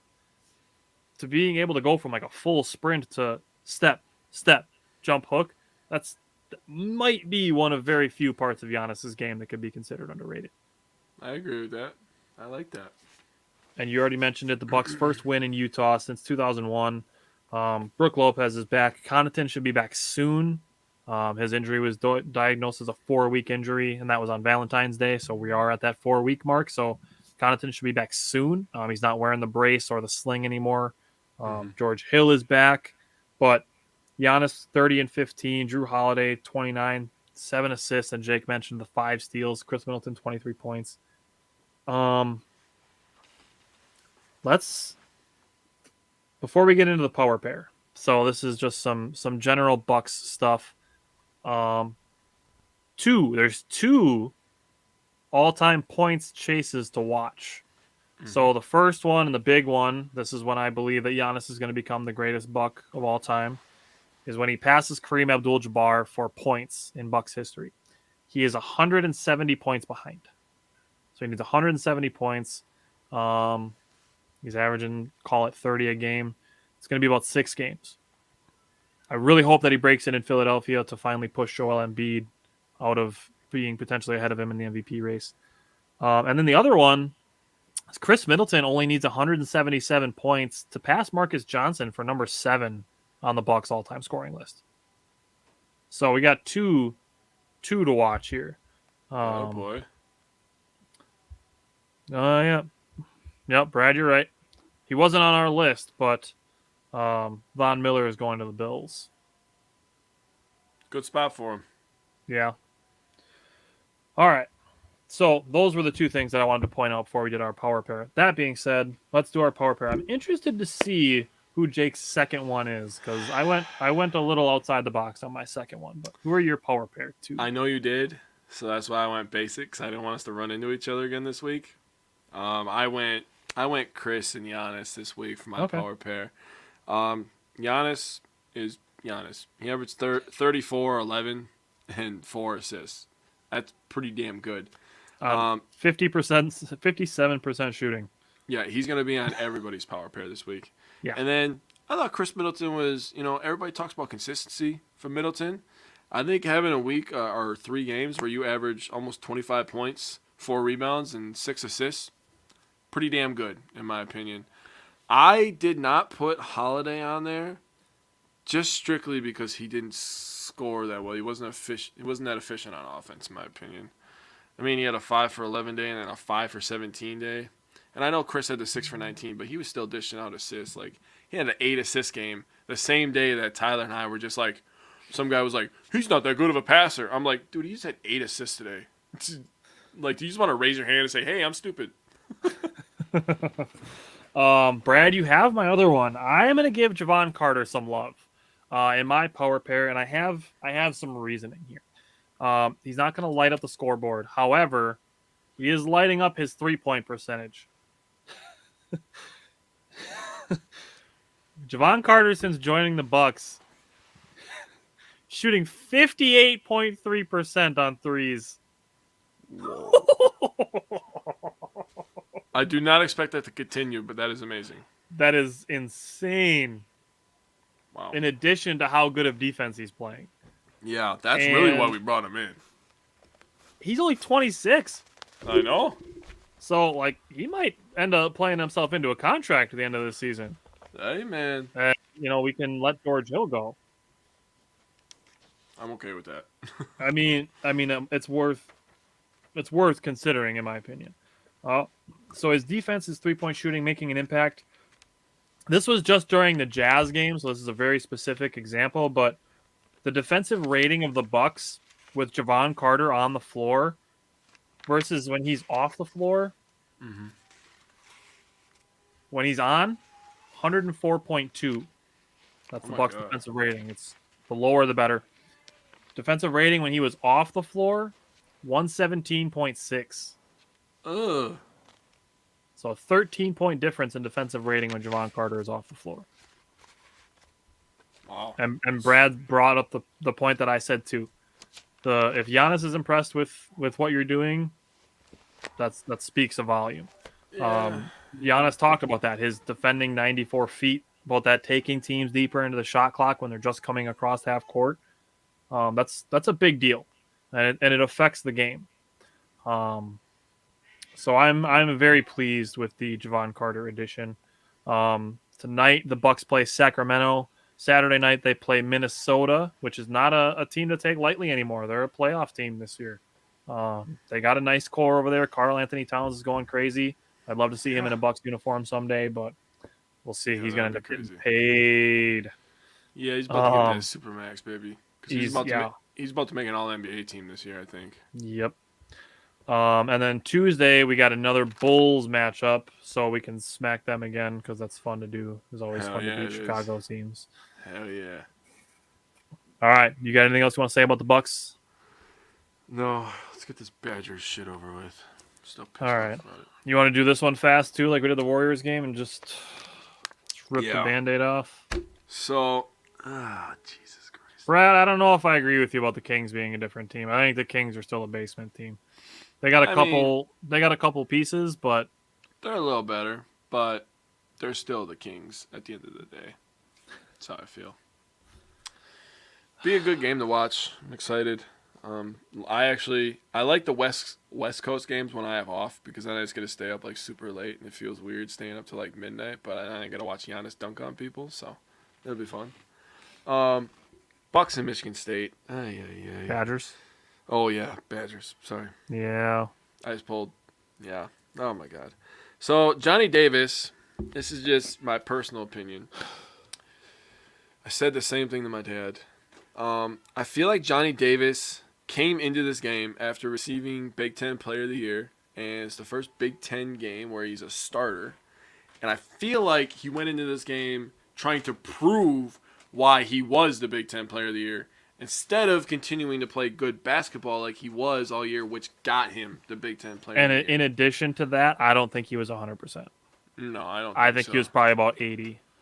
I do think he should have been playing. He did not. I mean, he looked a little rusty early when he dropped that one lob and stuff like that. But, I mean, I didn't want him to have, 16 days off and then we go into an NCAA tournament game against a not familiar opponent and we're just like, oh, Jesus. I agree. I think he should have been playing. He should have just been playing within himself a little more. Yeah, we could have used him as a decoy. There was a lot of things that could have happened differently in this game, in my opinion. But he ended 3 of 19, 0 of 5 from 3. He had 11 points, 11 rebounds, 3 assists. Brad Davison, he carried us for a long while. He ended up having 23 points, 3 rebounds, 3 assists. But no help really elsewhere. I mean, Chucky had 11, Wall had 8, and Crowell had 9. And he had another big three-pointer in this game. And I remember you texting with Mikey, and we're just like, there's another Crowell big three-pointer. I thought this was going to end up being one of those ugly games that the Badgers end up scraping out, but it's obviously not how it worked. I did not like the officiating towards the end of this game. I hate complaining about officiating because there's things that the Badgers should have done better to win this game. But when it happens, it sucks, and it happens when you lose, it sucks more. Yeah. The 3-step travel on the leak out and the dunk that they got, like that. And then, I don't remember who number 11 was for Michigan State, but he put his forearm into Davison's groin, fully extended his arm, and did not get an offensive foul call. And Michigan State hit a 3 on that possession. And I feel like Davis was getting freaking mauled every time he went into the paint. But it is what it is, man. And then the Badgers, it sucked too because the Badgers are down 60-58.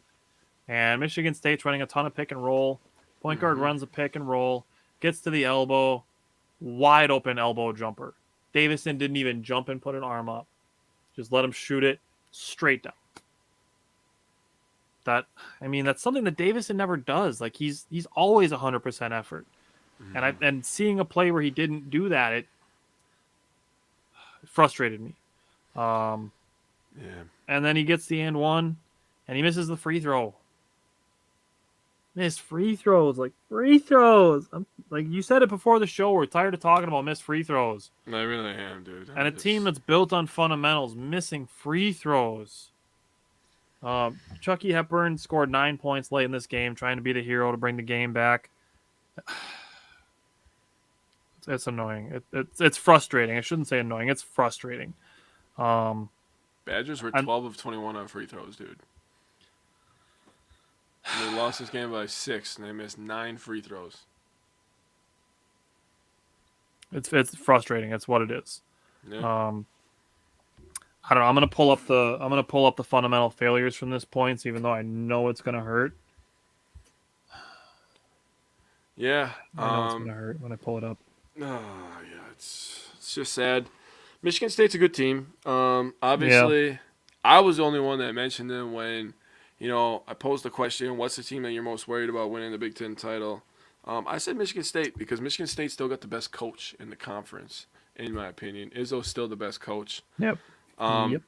so kind of switching to the NCAA tournament a little bit here, just for a second. We could have an Izzo versus Coach K matchup in their region, and that would be absolutely legendary. That would be sick. I would love to watch that game. I mean, Coach K's last year, Izzo versus Coach K in the NCAA tournament. It's pretty close as I'm bid as not it gonna gets right now. lie. I'm enjoying seeing Duke losing all of Coach K's last games. I feel bad for Coach K because I feel like he doesn't deserve it. I feel But bad for Coach K. I do not feel a second bad for all the random Duke fans that there are. yeah, I agree with that. 100% agree with that. 100%. Like I I know a bunch of people that we've like grown up with and people that I've known for a long time that are from Wisconsin yeah. that are Duke fans. It's like, why? People get mad at people that are Badger fans and Marquette fans. Why the hell are there so many Duke fans just randomly littered around? Because they get a bunch of 5-star recruits. They're always on national television. Pretty much. It's weird. I don't like it. Looked it up for a game that scored about half of what an NBA. Yeah, well, of course Simon's a Duke fan. Whatever. You should be a No, Texas you aren't. fan. Yeah, I think he's trolling. I think he's trolling. I don't. Simon's a Duke fan from now on. You and Cody's pocket are Duke fans. Oh, Anyway, that was funny the other day. 23 fundamental failure points for the Badgers in a game that's finished 69-63 when NBA games finish in the 100s, 110s, 120s. I knew it. He's probably a Gonzaga fan. No, that is actually Cody. He is a Gonzaga fan. I'm just kidding. Anyways, 23 fundamental failure points in a game he lost by 6 for a team that's prided on their fundamentals. Yeah, It's frustrating, is what it is. it is. All right. Do you want to say anything about Badgers and Michigan State, or should we talk about the tournament? No, I don't want to talk about this stupid ass game anymore. It pissed me off. Ruined my All whole right. Let's Friday. talk about the tournament real quick before we talk about Badgers and Colgate. If you want to join our tournament challenge, you're going to do it by tomorrow morning. We're not going to count the play-in games, but do it by Thursday morning. If you want to get in the tournament challenge, there's a link on the Wisco Fanatics page that you can go to and fill a bracket out on CBS, or you can just send us a picture of your bracket. If you know Jake and I, you can send it to one of us, or you can just send it to the Wisco Fanatics page to send us a picture of your bracket that you have filled out at home, and you're in. That's it. It's free to enter. We're not charging anybody to join the contest with us. The winner gets a $25 gift certificate to Parker Johns, our sponsor, and the loser has to come on the show and take a pie in the face.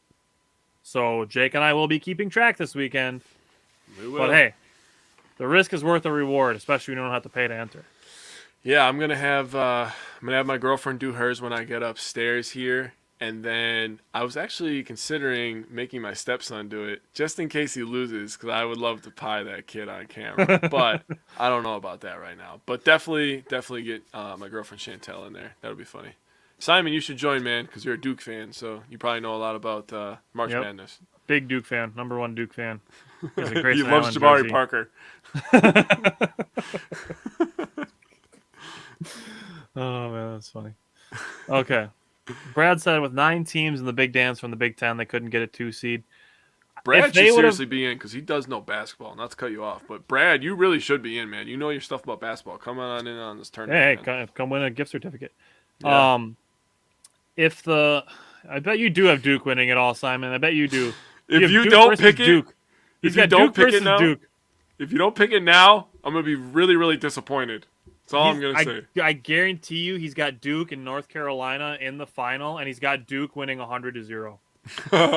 Even though they That's- beat their ass on Coach K. That's Simon's bracket.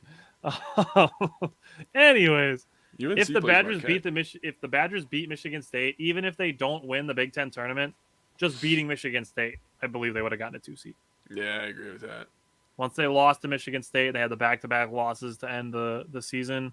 I think that's what dropped them to a 3. I agree. I think the back-to-back L's is what pushed them. If they would have won either one of those, like if they Yep. would have won the Big Ten outright in the regular season, they would have been a Yep. 2 seed easy.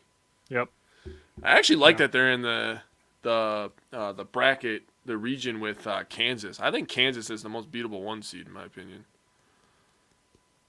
That's just what I I could think. agree with that. I could agree That's with just what I that. think. I mean, Let's it's not talk about Gonzaga. Colgate. Yeah. Yeah, let's talk about Colgate. So for me, I just wrote down a few tidbits. Excuse me. Colgate is a kind of surprising team. Some of the stats that I looked up. Well, first of all, they're winners of 19 of 20, so they're on fire right now. They're second in the nation in points per game at 85.2 points per game. They rank third in the nation in 3-point percentage, 40% from three. And I just wrote down a couple, players to watch. First of all, they got Nelly Cummings. He's a starting point guard. He averages 15, 3, and 3. Really good at controlling the pace of the game. And Tucker Richardson, he's a good player. Averages 13, 6, and 4. And then one other player I wanted to point out is a guy off the bench, their sixth man. His name is Oliver Lynch Daniels. He shoots 54% from three. They have another guy on their team. He's a starting wing. He shoots 44% from three. Damn, that 54% dude's gonna be the next Duncan Robinson. For real, man. So this team is just a bunch of ball movement, a bunch of sharing, a bunch of three-pointers. And that's how low seeds upset higher seeds is they just hit a bunch of crazy shots, and Colgate is that team. So Badgers are very, very sound defensively, so hopefully they don't allow a lot of easy looks. Don't turn the ball over, which they don't, to give easy looks. So it's just actually a very, very interesting matchup, in my opinion. Yeah, and to kind of, I don't want to say that this is gonna make it, a biased opinion or anything, but to give some confidence back to Badger fans, if you're worried about it, seeing a media team saying Colgate could upset Wisconsin. Looking at Colgate and Wisconsin, Colgate, they're a decent scoring team. They have 5 guys that average 10 points or more. They're not a decent defensive team. They give up almost as many as they score. So the Badgers, hopefully they can get out of their funk and get out of their slumps against a team that is not a very strong defensive team. Mm-hmm. Colgate finished 23-11. They finished 16-2 in the Patriot League. They were 7-9 outside of their conference. And they did not play a ranked team the entire season. Yeah. Not a single ranked team, 7-9 out of their conference. Yeah. And yeah, there it is. Brad just did the last thing that I wanted to mention. This game is at Fiserv Forum, so the Badgers are basically playing a home game here. Yeah. I agree. So there's gonna be a lot of red in the stands for that game. Well, that's what they told us to wear that day, is to wear red. So I sure hope so. So it's basically a home game for the Badgers. So they're just playing one big city over. Looking at what's next for the Badgers, if they win against Colgate, would play the winner of LSU and Iowa State. So this is a spoiler alert for those of you who haven't filled out your bracket yet. I picked Iowa State to win this game. LSU's kind of reeling a little bit. They just fired their head coach for recruitment stuff, like illegal recruitment stuff dating back to 2018 or something like that. So they're going to have a new head coach. And yeah, I picked Iowa State in that game actually, so that would probably make Curtis happy. But I don't know if you had anything you wanted to say about that. He hates he Iowa does. State. It's all Iowa. Yeah. All right. He's a Hawkeye. Well, maybe Alan Lazard would be at that game. Maybe. It's in Iowa. Iowa State's kind of like the Marquette. So Curtis picked Iowa over Iowa State, where me and you picked Wisconsin over Marquette. Marquette actually plays UNC. He brought him up earlier. Yep. So. Yeah, they're playing in Texas in Simon's home state. Yeah. Where he's a Duke fan. I hate both of those teams, so I was just like, I don't care who wins, but I picked UNC. I picked North Carolina. Just because North Carolina always has a bunch of long athletes. That's why I picked them. Yeah, it's just I think the Badgers are going to win this game. I think it was, I texted you. ESPN is giving the Badgers a 36% chance to get to the Sweet 16. So that's pretty good odds. I'll win take 2 that. games and we'll see what happens, man. After that, the bracket does get a little tougher. It's pretty tough. I think Auburn. Auburn have, would be the one they'd have to face off with. And they're another a player of the year. tough 2 seed, man. I mean, how they fell to a 2 is crazy because they were number 1 for a long time. Number 1 ranked team for a long time. I picked Wisconsin to lose to Auburn. I did. It was hard. It hurt. But I didn't. I went completely homer. I'm not gonna lie. Went completely homer. Didn't even care about it. If I take a pie, I take a pie. I'm experienced.